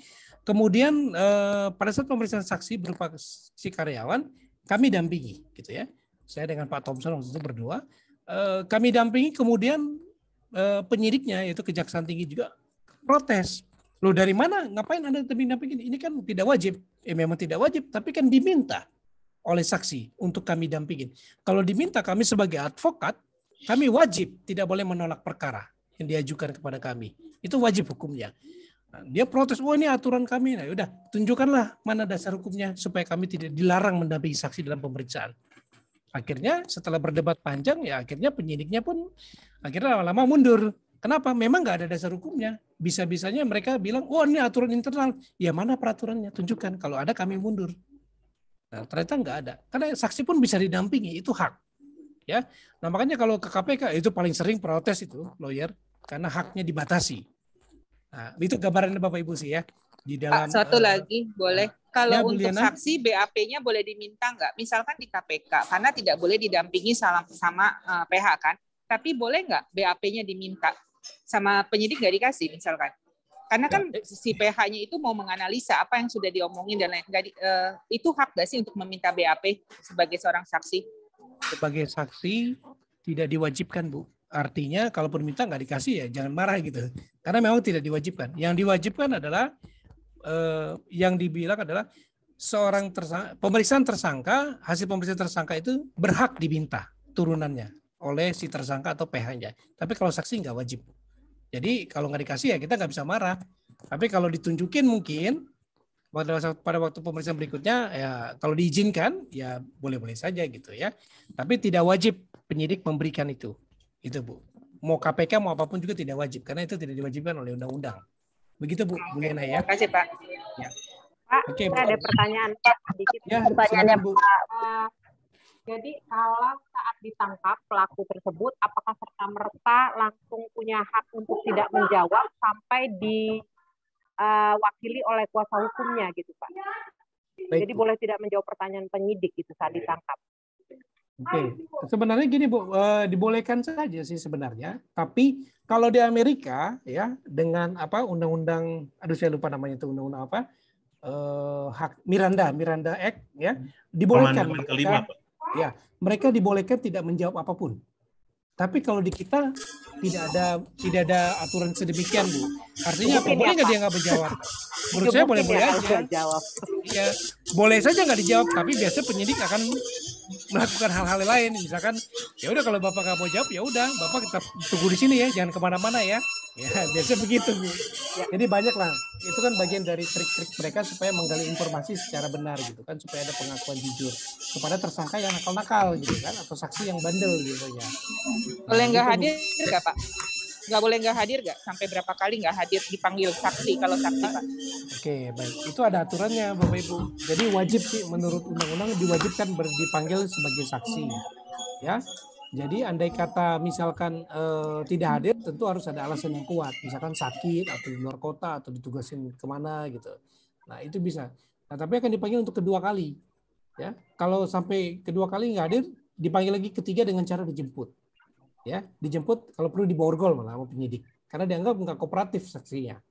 Jadi maksimal itu 2 kali panggil, 3 kali sebenarnya. Tapi yang ketiga panggilannya dengan dijemput. Gitu Bapak Ibu. Ya. Kalau Ya Bu. Pak, tadi kan yang Bu Yeni menanyakan berita acara, kalau di KPK itu kan selalu tidak mungkin handphone dibawa ya Pak ya. Ya. Jadi pada saat diperiksa kan pasti handphone disuruh taruh di luar, dikunci di ini. Kalau di kepolisian kan handphone bisa dibawa. Mungkin nggak berita acara itu boleh difoto. Kalau tidak dibolehkan untuk mendapatkan kopiannya. Tapi difoto. Pada saat dia kan pasti tanda tangan tuh Pak, setiap halaman. Dibaca satu-satu kemudian tanda tangan. Boleh nggak kalau di pihak kepolisian, bukan KPK ya. Kalau KPK jelas-jelas sudah susah. Itu difoto Pak. Baik Bu. Lagi-lagi kepada keputusan penyidik Bu. Kemarin saya diperiksa di Barreskrim sebagai saksi, saya nggak boleh minta, tapi boleh nggak saya foto? Karena saya hubungan baik dengan mereka, boleh aja. Tapi sebenarnya formilnya ya tidak wajib, gitu ya. Artinya ya keputusannya di penyidik, gitu ya. Tapi kalau dia mungkin melihat hubungan baik segala macam, boleh nggak difoto? Boleh aja, karena nggak dilarang. Jadi tergantung keputusan penyidik, Bu, Bapak Ibu, ya dimungkinkan. Ya. Alona mau tanya lagi, Pak. Ya Pak, silakan. Ini mengenai pasal 153 ayat 2 KUHAP, Pak. Oke, Pak, silakan. Apa yang dimaksud dengan jawaban tidak bebas terdakwa atau saksi, atau terdakwa atau saksi harus menjawab dengan bebas? Yang dimaksud di dalam pasal 153 ayat 2 KUHAP itu, Pak. Oke, baik, Pak. Jadi memang ini kan ini yang Bapak tanyakan dalam konteks jawaban acara tidak bebas ini, Pak. Iya, pemeriksaan di pengadilan lah, Bapak Ibu. Jadi dalam pemeriksaan di pengadilan, aturan mainnya adalah saksi, terdakwa, ahli memberikan keterangan secara bebas. Bebas dalam arti tidak dalam todongan senjata, tidak dalam tangan diborgol, dia dalam keadaan bebas lah seperti orang biasa kayak kita ngobrol gini, enggak dalam todongan senjata segala macam. Nah, jadi makanya dalam pemeriksaan persidangan terdakwa itu bisa kalau diborgol, dia harus dilepas borgolnya. Ya, artinya kenapa? Kalau dia pakai pakaian yang pakaian tahanan, nggak boleh, dia pakai pakaian biasa. Kenapa? Ini sidang demi keadilan. Jadi terbuka untuk umum. Artinya dia nggak boleh dalam kondisi dibuat psikologisnya bahwa dia tertekan atau apa, nggak boleh. Wah, hakim pasti akan menegur, gitu ya. Nah makanya dia masuk dalam keadaan bebas, gitu ya. Karena dia beri keterangan. Kalau misalkan katakanlah ada oknum yang menekan dia pada saat penyidikan. Tapi begitu di pengadilan, tidak jarang terjadi dia membantah, mencabut keterangan dia di BAP. Karena apa? Saksi merasa diintimidasi oleh penyidik. Sehingga harus menjawab atau mengaku demikian, gitu ya. Nah itu tidak sedikit kasus seperti itu. Sehingga yang terjadi dalam pengadilan ketika memberi keterangan, saya mau cabut Pak Hakim. Kenapa? Kok Pak Hakim nanya, kok keterangan Anda berbeda dengan berita acara pemeriksaan yang disampaikan pada saat di penyidikan?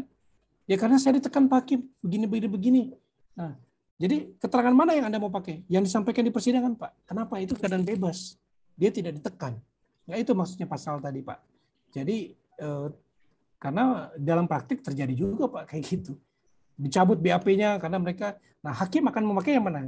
Keterangan yang mana yang dipakai? Apakah keterangan yang di BAP di penyidikan atau di pengadilan? Tentunya dinilai akan di pengadilan, Pak. Karena dia dalam keadaan bebas di situ. Kalau pemeriksaan di ruangan penyidik, kalau Bapak Ibu masuk ke ruangan penyidik, diperiksa di depan komputer, ya namanya siapa, dalam keadaan sehat, tak, ya kan? Ketik, ya tunggu sebentar ya. Tunggu sebentar itu apa? Entah dia mau kemana, kadang bisa 1 jam baru balik. Ya itu pengalaman Bapak Ibu. Ya, betul, Pak. Itu bagian dari bagi triknya mereka gitu ya. Nah tapi kan stres. Merusak mental. Ya mentalnya jatuh, gitu kan? Nah, gitu. Jadi makanya kadang-kadang ada yang merasa diintimidasi kalau dia nggak didampingi penasihat hukum ya, diintimidasi sehingga dia merasa nggak bebas memberikan keterangan, dia terpaksa mengiyakan aja.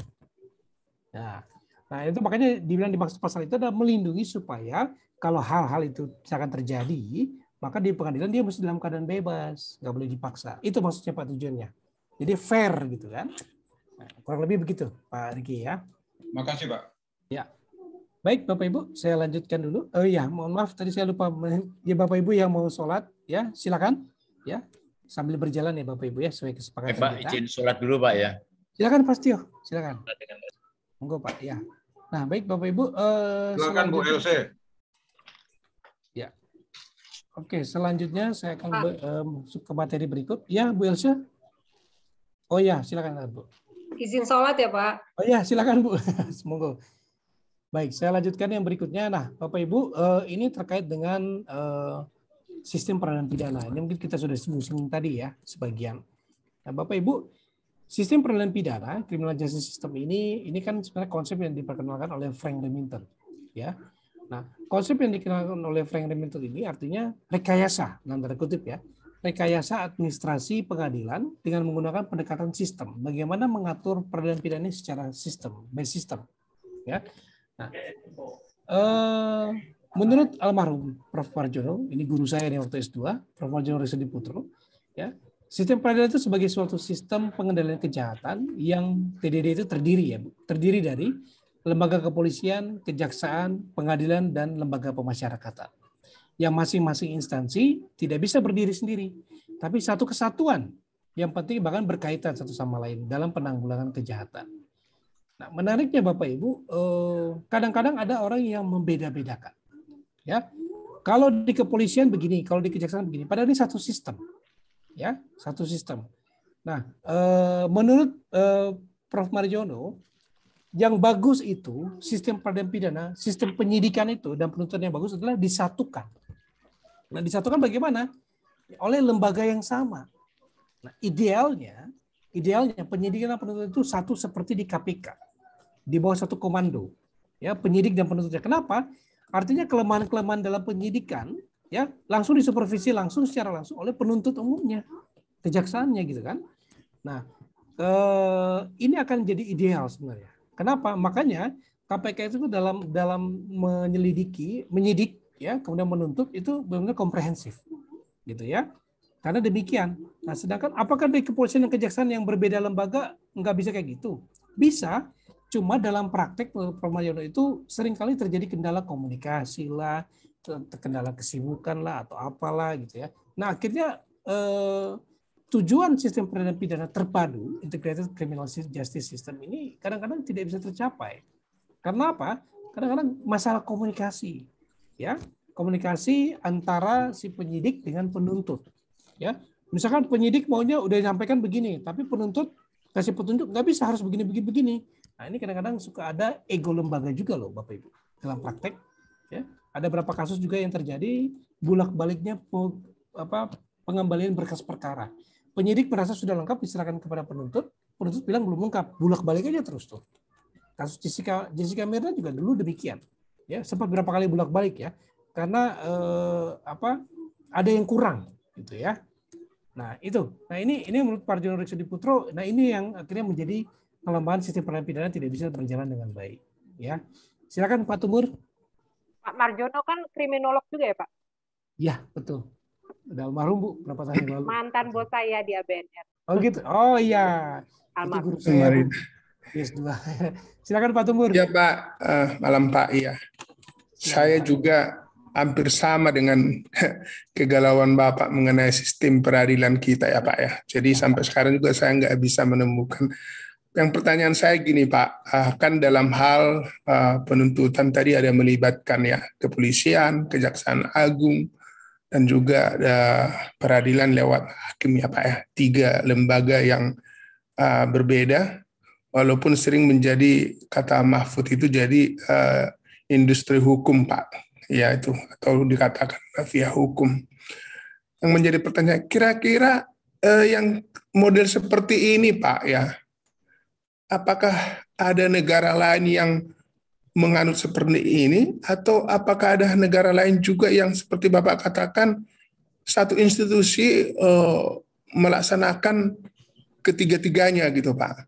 Ya, itu yang pertama. Yang kedua, saya malah lebih merekomendasi kenapa fungsi kejaksaannya nggak usah lagi gitu loh, langsung polisi sekalian menyidik dan juga menuntut. Infrastrukturnya saya kira hampir sama gitu Pak. Baru atau mungkin hanya 2 kehakiman dan juga kepolisian aja Pak. Apa pertimbangannya? Ataukah Pak ada pernah yang mendorong supaya itu dirubah Pak gitu ya? Itu aja Pak. Makasih Pak. Baik Pak Tubur. Ini memang betul Bapak Ibu. Sebenarnya kalau bicara sistem, namanya sistem harusnya kan membantu mengadministrasikan, merapikan supaya berjalan dengan baik gitu kan. Nah, tapi kadang-kadang ya kita lah Bapak Ibu kerja di kantoran. Ada bagian admin, ada bagian sales, ada bagian ini. Kadang-kadang nggak sinergi. Saya dulu pengalaman di properti, ya bagian salesnya menjual nih, tapi tidak mau menjelaskan kondisi yang sebenarnya. Begitu sudah laku, begitu mau pembuatan akte jual beli, ya marketing angkat tangan. Ya, padahal ini ada masalah di awal gitu ya. Nah, akhirnya kalau kita orang legal bilangnya kita ini bagian yang nyebokin gitu kan. Masalah-masalah hukum kita yang bersihin, kita yang solusiin. Gitu. Nah, ini sistem, ya.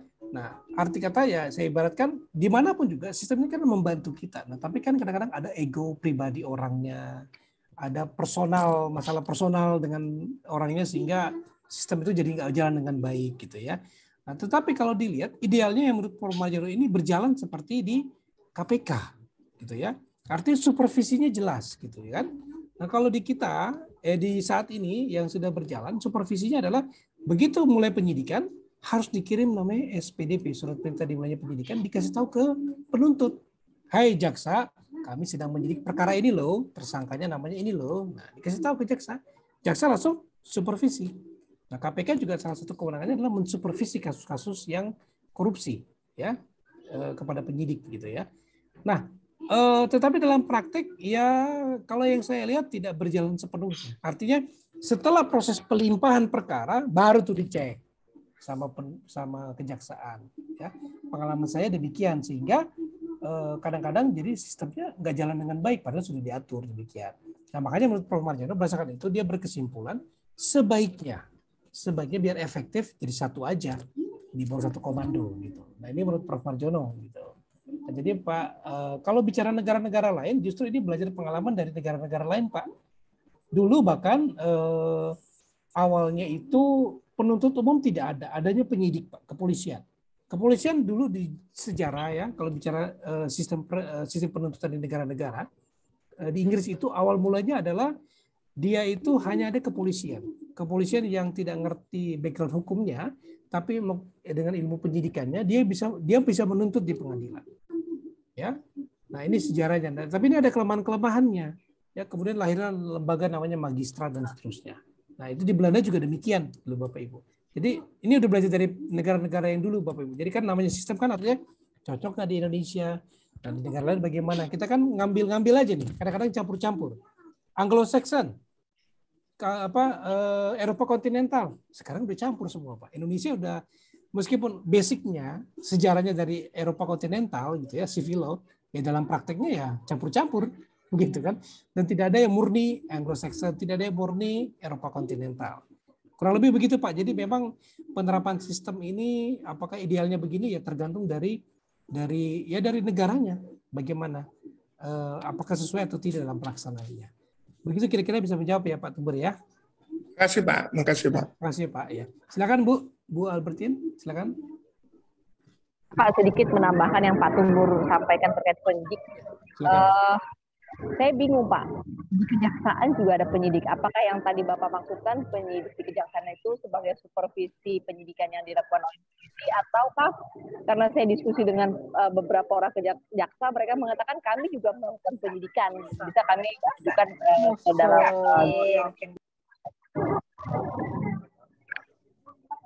Ya, halo Pak. Ya.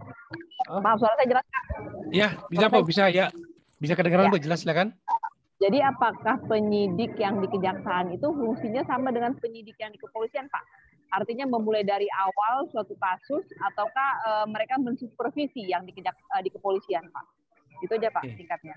Baik, makasih Bu. Baik Bu, jadi memang kejaksaan itu sebenarnya fungsi utamanya adalah penuntutan, ya penuntutan, pra penuntutan dan seterusnya. Nah, tetapi dalam praktek itu dimungkinkan jaksa melakukan penyidikan, Bu. Ya. Penyidikan dalam arti dia memposisikan diri sebagai penyidik. Seperti saya ambil contoh Bu, kasus yang tadi saya cerita di Manado, saya dengan Tipikor, ya terkait dengan BUMN. Nah itu penyidiknya adalah Kejaksaan Tinggi langsung, ya. Jadi memang dia memproses penyidikan tersebut tidak melalui polisi lagi Bu. Jadi dimungkinkan penyidikan langsung oleh kejaksaan karena kasus-kasus korupsi. Jadi tidak semua kasus memang, ya. Cuma umumnya kasus itu dilakukan oleh penyidikannya oleh Polri. Tetapi dalam kasus tertentu, jaksa bisa saja melakukan penyidikan. Kan tergantung, kadang-kadang ada laporannya langsung ke penyidikan, lalu ke kejaksaan. Kalau kejaksaan menilai ini kewenangan dari kejaksaan bisa melakukan penyidikan, maka bisa ditindaklanjuti, Bu. Jadi dimungkinkan, Bu, boleh saja, tapi tidak semua kasus. Gitu Bapak Ibu. Jadi tergantung diskresi atau dari kajarinya atau dari kajatinya. Begitu Bu gambarannya. Jadi boleh ya Bu, kejaksaan mulai melakukan penyidikan itu kewenangan dia juga Bu. Ya, jadi tidak ada diskresi yang jelas kasus mana yang kepolisian, kasus mana yang kejaksaan. Kalau kejaksaan menerima laporan bisa juga dia proses gitu ya Pak ya. Tidak ada yang delik-delik umum sih enggak Bu, delik-delik yang biasa ya. Tapi kalau delik-delik misalkan yang biasa kasus-kasus yang agak besar kayak korupsi atau yang menarik perhatian publik itu biasa kejaksaan bisa melakukan penyidikan Bu. Biasanya. Makanya saya bilang tidak semua kasus Bu. Biasanya. Begitu Bu ya. Menambahin dari Mbak Albertin tadi, kalau Silakan. misalkan sudah masuk kasusnya penyidikan pertama di polisi, terus di SP3, terus orang itu tidak puas, bisa nggak dia masukin case itu ke kejaksaan atau sebaliknya gitu? Kalau udah di SP3 ya Pak, masih bisa nggak kasus yang sama, mungkin pelaporannya dibedakan dikit, menggunakan pasal yang lain, itu bisa masukin lagi nggak? Misalkan di polisi ternyata hal-hal tertentu pihak lawan cukup kuat lah di situ. Akhirnya dia mau pakai jalur misalkan lewat kejaksaan. Mungkin nggak Pak? Tapi sudah di SP3. Nah, biasanya kalau di SP3 kan tentu ada alasannya. Ada syaratnya. Salah satunya misalkan bukan tindak pidana atau buktinya lemah sehingga tidak dilanjutkan dan seterusnya. Nah, itu kalau sudah SP3 biasanya tentu ada syarat-syarat yang kurang tidak memenuhi syarat sebagai perkara pidana. Sehingga dihentikan. Misalkan tersangkanya meninggal atau ada bukti yang lemah lah. Ya, atau itu bukan tindak pidana, tadinya itu perkara perbuatan perdata yang kemudian dilaporkan ke pidana.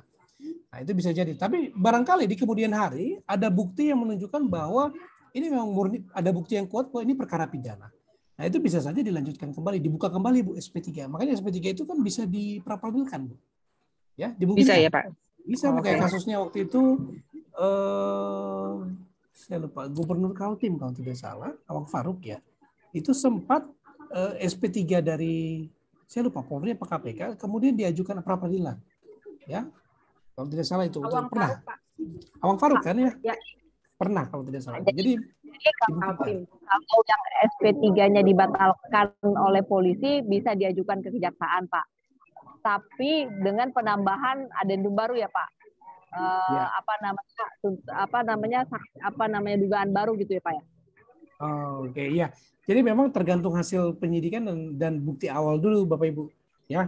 Jadi tapi biasanya sih kasus-kasus yang memang menarik publik, artinya terkait dengan misalkan korupsi gitu kan. Kayak kasus kayak kemarin itu laporannya adalah dari BUMN-nya sendiri, BUMN pusatnya melaporkan cabangnya kepada Kajati supaya diperiksa karena ada dugaan penyimpangan korupsi gitu. Terjadi penyimpangan sehingga terjadi dugaan tindak pidana korupsi. Itu dari BUMN-nya sendiri langsung melapor. Nah, biasanya kalau kejaksaan menyidik biasanya karena ada terkait negara nih biasanya. BUMN kah atau apa. Makanya saya bilang tidak semua kasus. Nah, biasanya terkait BUMN nih paling sering Bu. Kasus-kasus yang demikian. Begitu Bu jadi gambarannya. Kalau itu dari polisi ke kejaksaan. Kalau misalkan satu case tidak jalan di Polda, dianggap tidak efektif ditarik ke Mabes. Itu mungkin nggak Pak kasus di SP3 dulu atau dipindah? Mau ditarik ke Mabes misalkan kita lihat tidak jalan kasusnya tidak diproses. Ya. Jadi gini Bu, itu kan administrasi penanganan perkara pidana di internal Polri. Artinya kalau misalkan kasus-kasus yang banyak kok Bu, kasus-kasus yang pidana biasa, pidana umum hidup, kemudian ternyata menjadi viral, akhirnya ditarik ke Polda atau ditarik ke Mabes. Itu sering terjadi kok, ya. Kayak saya pernah dulu lapor ke Polda, dioper ke Polres yang nanganin. Dan sebaliknya bisa juga kasus yang lapor di Polsek ditarik ke Polda. Karena misalkan dia menarik perhatian publik sehingga dianggap perlu kayak kasusnya banyaklah kasus Bu, kayak kasus pencemaran nama baik siapa waktu itu saya lupa dilaporkan di Polda mana ditarik ke Mabes karena dianggap di semua Polda hampir semua Polda melaporkan itu hal yang sama. Jadi di penyidikannya ditarik oleh Mabes gitu. Jadi ada alasan internal secara administrasi yang dimungkinkan. Kan sama-sama Polri Bu, bukan masalah wilayah aja. Begitu gambarannya Bu ya. Terima kasih Pak. Ya, baik. Ya, silakan Bu. Izin Pak. Ya Bu. Benita. Ya silakan Bu. Ini Pak, ini kan sistem peradilan karena tadi saya ngikuti di belakangan ini. Oh, iya, Bu. Ini untuk yang pidana korupsi di sini nggak ada KPK. Ini pertanyaan yang terjadi Pak, yang pernah saya alami lah. kenapa ya kejaksaan sudah ada terdakwanya, sudah masuk penjara. Tahun yang sama itu kok KPK juga nanya-nanya lagi, manggil-manggil lagi. Apa nggak ada koordinasi ya antara kejaksaan sama KPK gitu? Yang kedua, apakah ada tenggang waktu? Jadi waktu saya jadi saksi, saya bilang, capek yang ditanya ini melulu, minta aja datanya ke kejaksaan. Saya bilangin aja, orang data yang Bapak minta sama, nggak ada koordinasi ya Pak, saya gituin aja. Itu gimana Pak itu? Ya, itu ini di samping itu ada lagi Pak, Barreskrim juga minta. Jadi 3 instansi meminta data yang sama. Saya pikir kok orang ini nggak ada koordinasi kok, yang di kasus yang sama kok semua. Iya betul. Itu mungkin terjadi sih Bu. Artinya maka saya bilang kadang-kadang sistem yang dibuat itu kan sebenarnya harusnya koordinasi, apalagi misalkan, tapi kalau satu lembaga misalkan antara Polda dengan Mabes kan nggak mungkin bertentangan ya, pasti Mabes yang diprioritaskan. Tapi kalau beda instansi ini jadi problem ya Bu. Dan itu memang terjadi Bu. Artinya pemeriksaan kasus itu kayak saya pernah nanganin di Samarinda di Batam ya, kasusnya itu awalnya justru pemeriksaannya di Mabes, kemudian yang penuntutan penyidikan berikutnya dilakukan oleh kejaksaan ya, kejaksaan tinggi. Kenapa? Karena diambil alih Bu kasusnya. Nah kadang-kadang Bu kita nggak bisa lepas, nggak bisa nutup mata, ada juga kadang-kadang ego sektoral Bu. Dilihat kasusnya ini viral, terus ada yang mau saling duluan lah yang berhasil menuntaskan perkara itu menyidiknya. Artinya kan gini ada Pak. gitu juga Bu. Karena sudah close, kasusnya sudah selesai gitu Pak.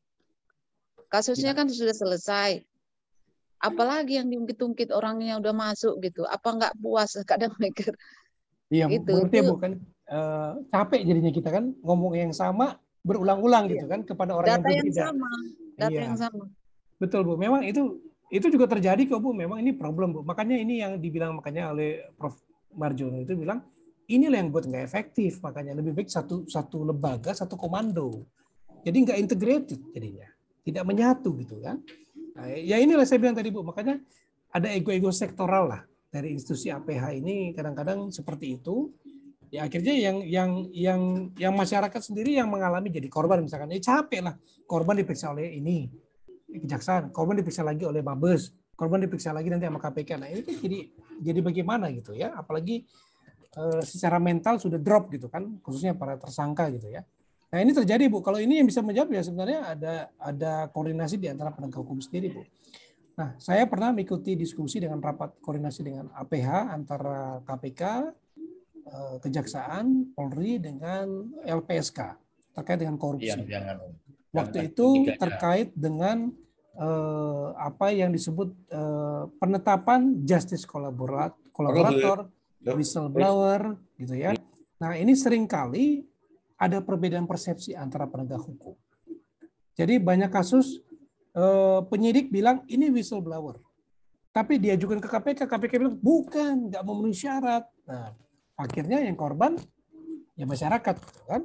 Nah, akhirnya nggak jelas gitu. Nah ini seringkali mispersepsi penetapan antara whistleblower dengan justice kolaborator, antara KPK dengan kejaksaan bisa berbeda syaratnya.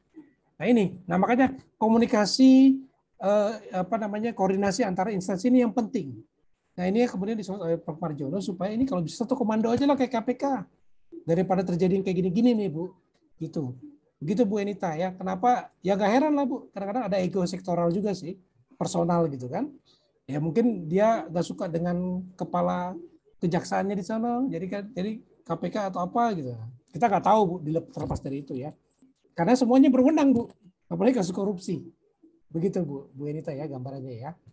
Jadi saya mungkin tidak bisa menjawab secara pasti, yaitu penyelesaiannya adalah ya koordinasi dari mereka di antara APH sendiri, para penegak hukum. Begitu ya Bu Enita ya. Oke, makasih Pak. Makasih Bu. Oke, silakan kita ke Pak Endro dulu ya. Silakan Pak Endro. Ya, makasih Pak. Pak, tadi berdasarkan penjelasan Bapak mengenai pemeriksaan terhadap polisi oleh polisi. Nah, itu penjelasan Bapak tadi bilang bahwa bisa saja dioper. Tapi bukannya apakah polisi itu tidak boleh memeriksa untuk kasus yang sama, Pak? Misalnya seseorang sudah pernah dilaporkan di Polda, kasus selesai, habis itu dipanggil lagi di Polres Jakarta Selatan untuk kasus yang sama, Pak. Harus bukannya itu nggak boleh, Pak ya? Atau memang diperbolehkan? Terima kasih, Pak. Ya, tadi yang saya sampaikan, Pak, kalau di internal harusnya bisa selesai ya. Misalkan katakanlah diperiksa laporannya di Polres, tapi ditarik sama Polda. Nah, pasti Polres akan nurut. Bukan Polda, ditarik, Pak. itu. Jadi dilaporkan ke Polda, selesai, nggak ada apa-apa, terus dilaporkan lagi di Polres, Pak, untuk kasus yang sama, Pak. Oh, itu bisa jadi karena ada 2 laporan, Pak, 2 nomor perkara. Jadi nah, tadi menjawab juga saya lupa tadi, Bu Enita. Bisa jadi, Bu, kenapa ada panggilan begitu? Bisa jadi ada yang melaporkan ke kejaksaan, ada yang melapor ke Polri, semua dilaporin, Bu. Nah, tiga-tiganya akan periksa secara administrasi, dia akan perlu memanggil, mengklarifikasi. Nah, nanti perlu ada koordinasi, setelah diklarifikasi dia adakan koordinasi sebenarnya. Nah, jadi biasanya nih ada yang masa nggak puas, kita suratin aja, kita laporin aja, mau ke polisi ke. Kadang-kadang gini, Pak, Bapak Ibu dilaporin di Polres, dilaporin di Polda, di Mabes dilaporin juga. Ada juga kayak gitu. Tapi kan Ya, sekarang Pak. enaknya sistem sudah online, Pak. Artinya ketika ada laporan masuk di Polsek pun, Mabes tahu perkara apa, terdakwanya siapa, tersangkanya siapa gitu ya.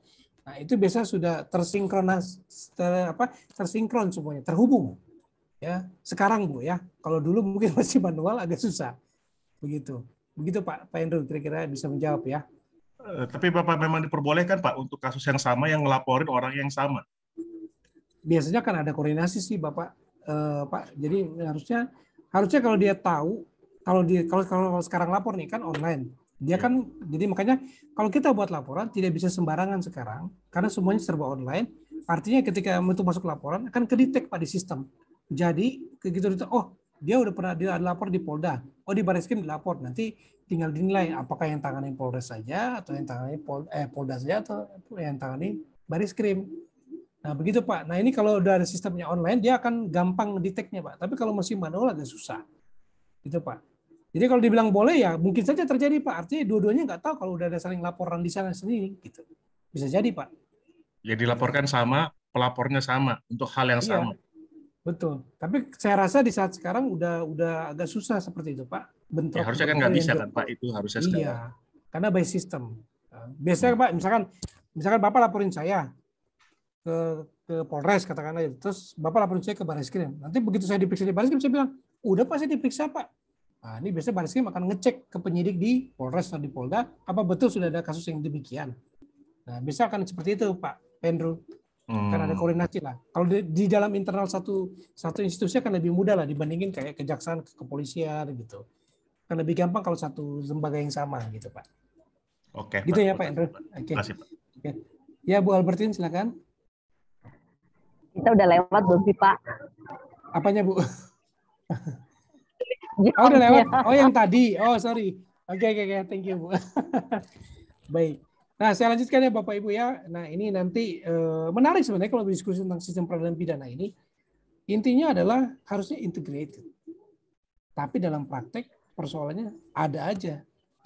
Tapi harapan kita dengan adanya sistem online, ya, karena melapor polisi aja, lapor dulu via website online, nanti tinggal ambil QR code-nya, di print bukti laporannya, akan diperiksa, kan? Akan lebih mudah lah mendeteksi jangan sampai terjadi double, triple gitu ya. Laporan-laporan yang sama seperti tadi ditanyakan oleh Pak Andrew atau yang dialami oleh Ibu Enita kayak tadi. Nah, harapannya ke depan sudah tidak begitu sih, ya. Nah ini kalau dulu-dulu ya mungkin terjadi nih Bapak Ibu. Nah, saya lanjut lagi. Nah ini kan Prof. Romli juga menekankan adanya koordinasi dan sinkronisasi hampir sama kayak Prof. Mariono. Ya, problemnya adalah ya ketika sudah beda instansi agak susah memang melakukan komunikasi ya, tapi pasti ada kendala di dalamnya di sini. Ya. Nah, ini menurut Prof. Romli. Nah, kemudian juga kalau bicara, ini perkembangan, ini saya udah singgung kayaknya nih kemarin ya. Oh ini sistem adversarial dan inquisitorial ya. Nah ini kan sistem perkembangan di dalam sistem penuntutan. Ya, kalau menurut Herbert L. Packer itu sistem pidana itu sebenarnya crime control model, ada due process model. Jadi ada dua macam sebenarnya dalam sistem peradilan pidana. Nah menurut maksudnya adalah bahwa ini sebenarnya sistem inquisitorial ini adalah menanyakan, to ask gitu ya, menanyakan. Dia berdasarkan sistem Romano-Germanic system atau civil law lah kalau kita kenal sekarang, ya. Nah, dia mempertanyakan seperti apa? Nah, sistem inquisitorial ini adalah menanyakan terkait dengan proses perkara perkara pidana dengan memberikan peran terhadap negara melalui inisiatif penyidik yang aktif melakukan penyidikan atas perkara-perkara yang ada. Ya, dia melakukan proses penyelidikan dan juga pemeriksaan secara rahasia. Nah, ini sistem inquisitorial, ya. Nah, jadi Bapak Ibu, di dalam sistem ini yang dipengaruhi oleh civil law, ya. Nah, ciri-cirinya adalah dia akan periksa apakah suatu kejahatan itu akan diidentifikasi, ya. Ya, dia meneliti bentuknya seperti apa, ya, modusnya seperti apa, ya, pelakunya siapa, ya.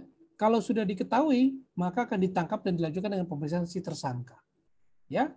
Kemudian pemeriksaan diterapkan di tempat yang terasing dan tidak diperkenankan berkomunikasi dengan pihak lainnya. Kenapa? Dia mau cari tahu nih, ya. Di sistem ini dia mau cari tahu apakah betul dia adalah pelakunya, ya. Nah, ini dulu terjadi di sistem inquisitorial ini, ya. Jadi lebih betul-betul memutuskan hubungan dengan pihak lain supaya tidak diintervensi keterangannya, ya. Nah, ini ciri-ciri dari sistem inquisitorial. Nah, kemudian pemeriksaan tersangka saksi terpisah dan semua jawaban di bawah sumpah dan dicatat, ya. Tersangka tidak jelas diberitahukan isi tuduhannya, ya. Jenis kejahatan apa yang dilakukan, juga bukti apa yang memberatkan, dia nggak diberitahukan. Nah, ini sistem inquisitorial ciri-cirinya, ya. Kalau kita lihat-lihat nih, KPK ngarahnya mulai ke sini nih, membatasi pendampingan. Balik ke yang lama nih, ya. Nah, ini yang lama, sistem yang lama, ya. Kemudian tujuannya adalah pengakuan. Jadi bagaimana cara mencari pengakuan? Ya dengan cara apapun. Diperiksanya dengan cara di tempat terasing, terpisah, tidak bisa komunikasi dengan pihak luar, gitu ya. Nah, kalau dia nggak mau ngaku juga, ya secara sukarela, maka akan ada torturing, penyiksaan. Karena tujuannya adalah mencari pengakuan. Begitu pengakuan, maka selesailah pencarian kebenaran material. Nah, ini sistem inquisitorial, ya. Jadi memang dulu Bapak Ibu, digunakan. Ya Bu? Izin, untuk melakukan penyiksaan, apakah ada batasan penyiksaan sampai mana yang boleh dilakukan? Oke. Baik, ini maksud saya menjelaskan sistem perbedaan sistem ya Bu ya, sistem peradilan pidana yang ada. Nah, dulu ini kayak begini modelnya Bu, dan ini diterapkan di HIR dulu. Ya, kalau Bapak Ibu lihat, nanti kita lihat di hukum acara pidana itu dulu sumber awalnya adalah dari zaman Belanda adalah menggunakan HIR. Ya, HIR ini menggunakan sistem inquisitorial. Ya, jadi dia utamanya adalah memperoleh pengakuan. Nah, tetapi sejak adanya Undang-Undang Nomor 8 Tahun 1981, pengakuan atau pengakuan dari terdakwa bukanlah menjadi hal yang utama dalam pembuktian pengadilan. Ya, begitu dia sudah mengaku, selesai sudah perkaranya, langsung divonis. Tapi kalau di KUHP nggak begitu, Bu. Justru di dalam alat bukti pengakuan atau yang sekarang disebutnya keterangan terdakwa itu bukan menjadi bukti yang utama. Dia bukti yang paling bawah nomor 5. Artinya apa? Hakim tidak akan mudah percaya pengakuan dari terdakwa begitu saja, karena harus ada selaras atau dikuatkan dengan alat bukti yang lainnya, misalkan ada saksi, gitu ya, atau ada alat bukti yang lainnya. Ya, kalau dulu di sistem inquisitorial itu, kalau pengakuan udah ada dari tersangka, dari terdakwa, selesai, udah nggak perlu lagi pemeriksaan saksi segala macam, cukup sampai di situ maka bisa divonis. Nah, tapi di kita udah nggak begitu, ya. Makanya kalau cari pengakuan, dia pakai cara apapun juga termasuk torturing tadi, Bu. Ya, itu dalam dulu, Bu, ya. Iya, tapi sekarang dalam prakteknya juga masih banyak yang menggunakan cara seperti itu, Pak. Ada juga, Bu, yang tidak terpantau ada. Kayak kasus siapa? Pengamen yang dituduh membunuh di Cipulir tuh, pengamen Cipulir. Yang ternyata dia juga pernah disiksa, ya, disetrum atau kalau tidak salah. Tapi kemudian ternyata terbukti tidak bersalah. Ternyata ada tersangka lainnya sebenarnya, pelakunya sebenarnya, ya. Nah, itu kan diberikan ganti rugi dan rehabilitasi oleh pengadilan, meskipun dalam prakteknya ternyata untuk pemenuhan haknya itu susah sekali gitu ya. Nah, itu Nah, jadi kalau itu pun terjadi ada penyiksaan dilakukan dalam tahap penyidikan saat ini, biasanya kalau tidak terblow up kita nggak tahu, Bu. Dan saya yakin juga mungkin saja itu terjadi, dimungkinkan. Kalau misalkan hukum acara pidananya tidak dilaksanakan secara konsekuen, ya. Kalau dia yang penting asal ngaku aja biar cepat gitu kan, nah repot itu. Ya. Nah ini ya kita nggak tahu Bapak Ibu ya, bisa jadi ini juga masih terjadi di Indonesia sekarang, mungkin di daerah-daerah tapi yang tidak terekspos saja ke publik. Kita nggak tahu. Biasanya nanti di pengadilan, makanya tadi penting asasnya adalah pemeriksaan keterangan terdakwa dalam keadaan bebas. Ya kenapa? Karena untuk mengetahui, jangan-jangan pas penyidikan dia dipaksa ngaku, disiksa supaya teken BAP bahwa menyatakan bahwa dia memang membunuh, dia mencuri, gitu kan? Nah makanya penting di pengadilan diperiksa ulang, betul Anda mencuri, betul begini. Nah, kan bisa dibantah di pengadilan oleh si terdakwa. Begitu Bu ya, gambarannya ya. Artinya terbukalah proses pengujian alat bukti itu di pengadilan. Begitu Bu. Pak Lona. Ya, silakan Pak. Nah, begini Pak Lona. Memang penyidik ini kan memiliki hak-hak subjektivitas yang tinggi, Pak ya. Minimal 2 alat bukti yang dia miliki itu sebetulnya juga belum memenuhi persyaratan, Pak.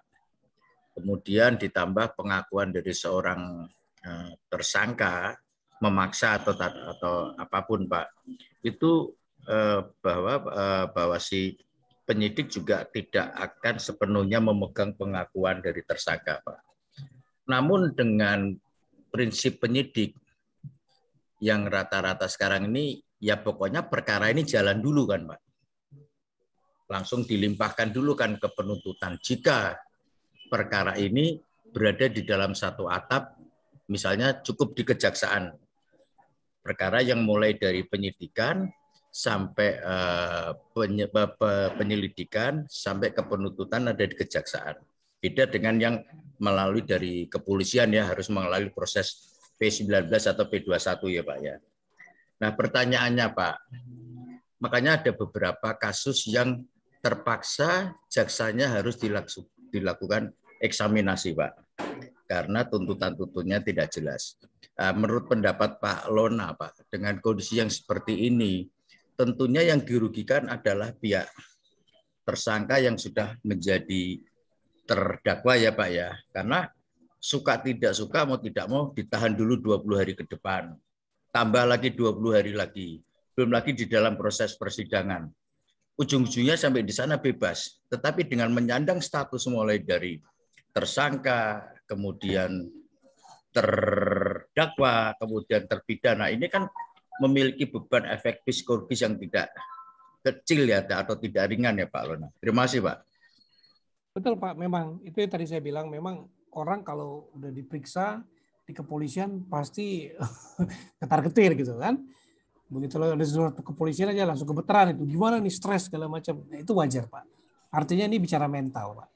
Begitu makanya tadi saya bilang, kalau antara kejaksaan, kepolisian tidak ada koordinasi dengan KPK, yang seperti tadi Bu Enita sharingkan, ya ini kan yang capek, yang rugi kan masyarakat juga, ya kan? Apalagi tadi Bu Enita bilang, oh udah dikandangin lagi, orangnya sudah masuk gitu kan? Nah kenapa harus diperiksa berulang-ulang gitu ya? Nah jadi memang persoalannya diharapkan koordinasi dan sinergisitasnya yang menurut Prof. Romli itu penting di antara institusi penegak hukum ini. Ya, kalau bicara tentang misalkan tadi yang Pak Setio bilang apa tentang bagaimana kalau misalkan kasusnya demikian. Nah ini kan ya balik lagi sih Bapak, namanya manusia ya kita ya, artinya gini. Kalau dia komitmen jalan konsisten, dia jalanin proses SOP-nya dengan baik, tentu hal-hal ini tidak akan terjadi. Artinya prinsip kayak misalkan begini, kalau penyidikan dimulai, penyidik wajib memberitahukan kepada kejaksaan. Kejaksaan langsung supervisi, memantau. Nah, tetapi kalau dalam prakteknya dikirim surat udah, tapi tidak ada yang mantau, gitu ya. Nah ini kan sering juga jadi problem.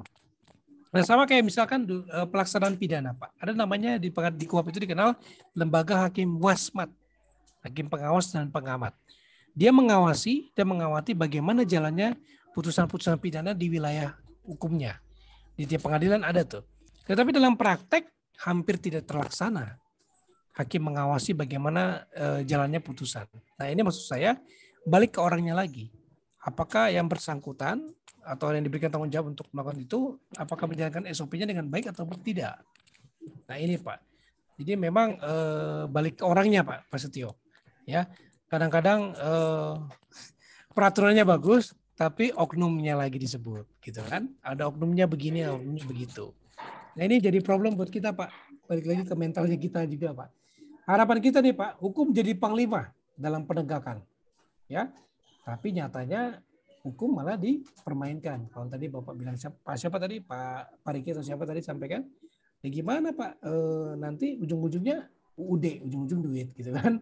Jadi buat apa capek sekolah jadi doktor sampai S2, S1, S2, PS3 di bidang hukum, tapi prakteknya kok melenceng, gitu ya? Nah ini balik ke orangnya lagi sih Pak Setio, ya. Begitu Pak, kira-kira Pak.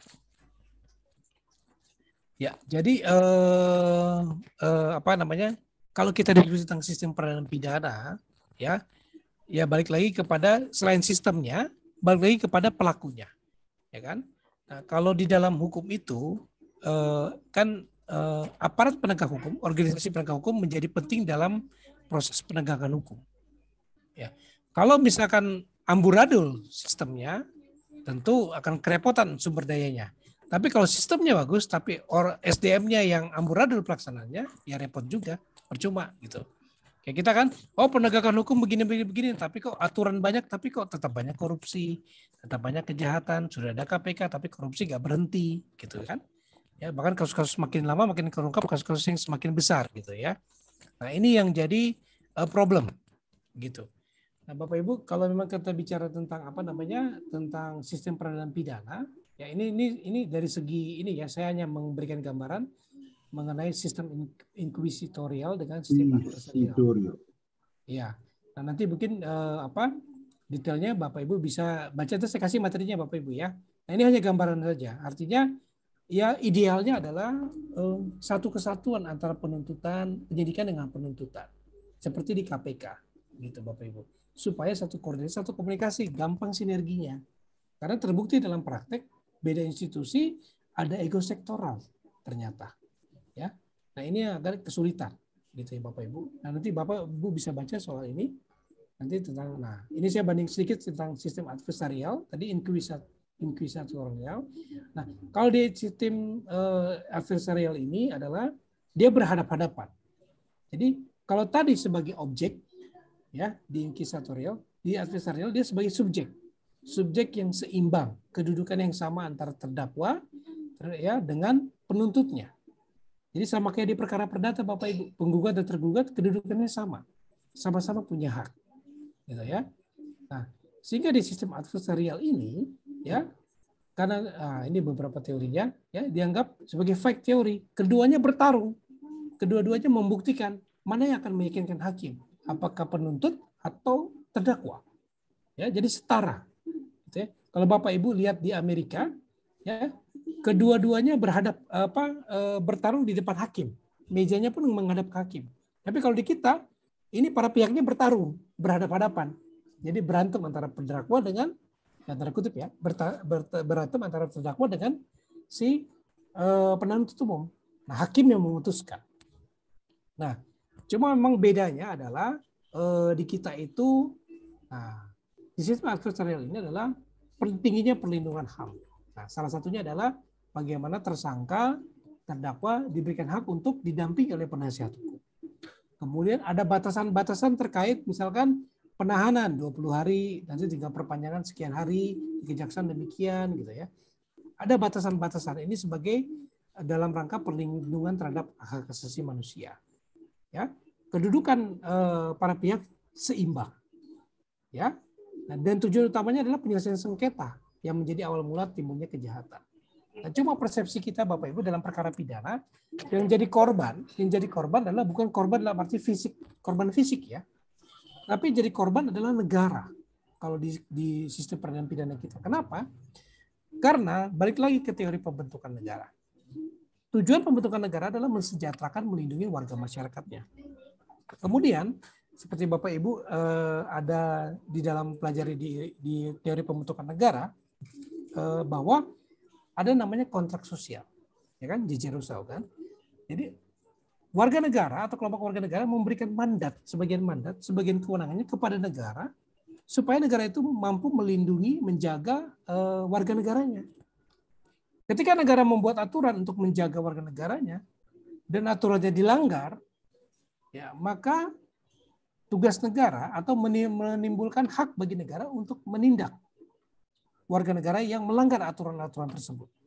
Ya, nah, jadi bagaimana negara menjadi korban di sini?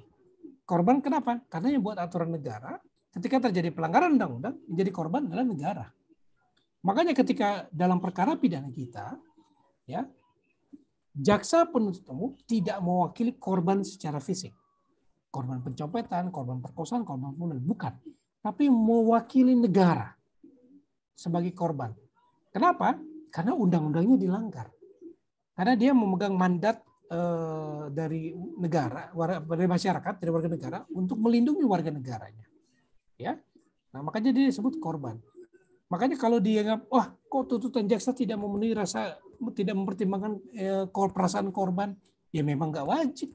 Karena konsepnya bukan korbannya ada di dalam pengadilan pidana, korbannya adalah korban fisik, tapi negara korbannya.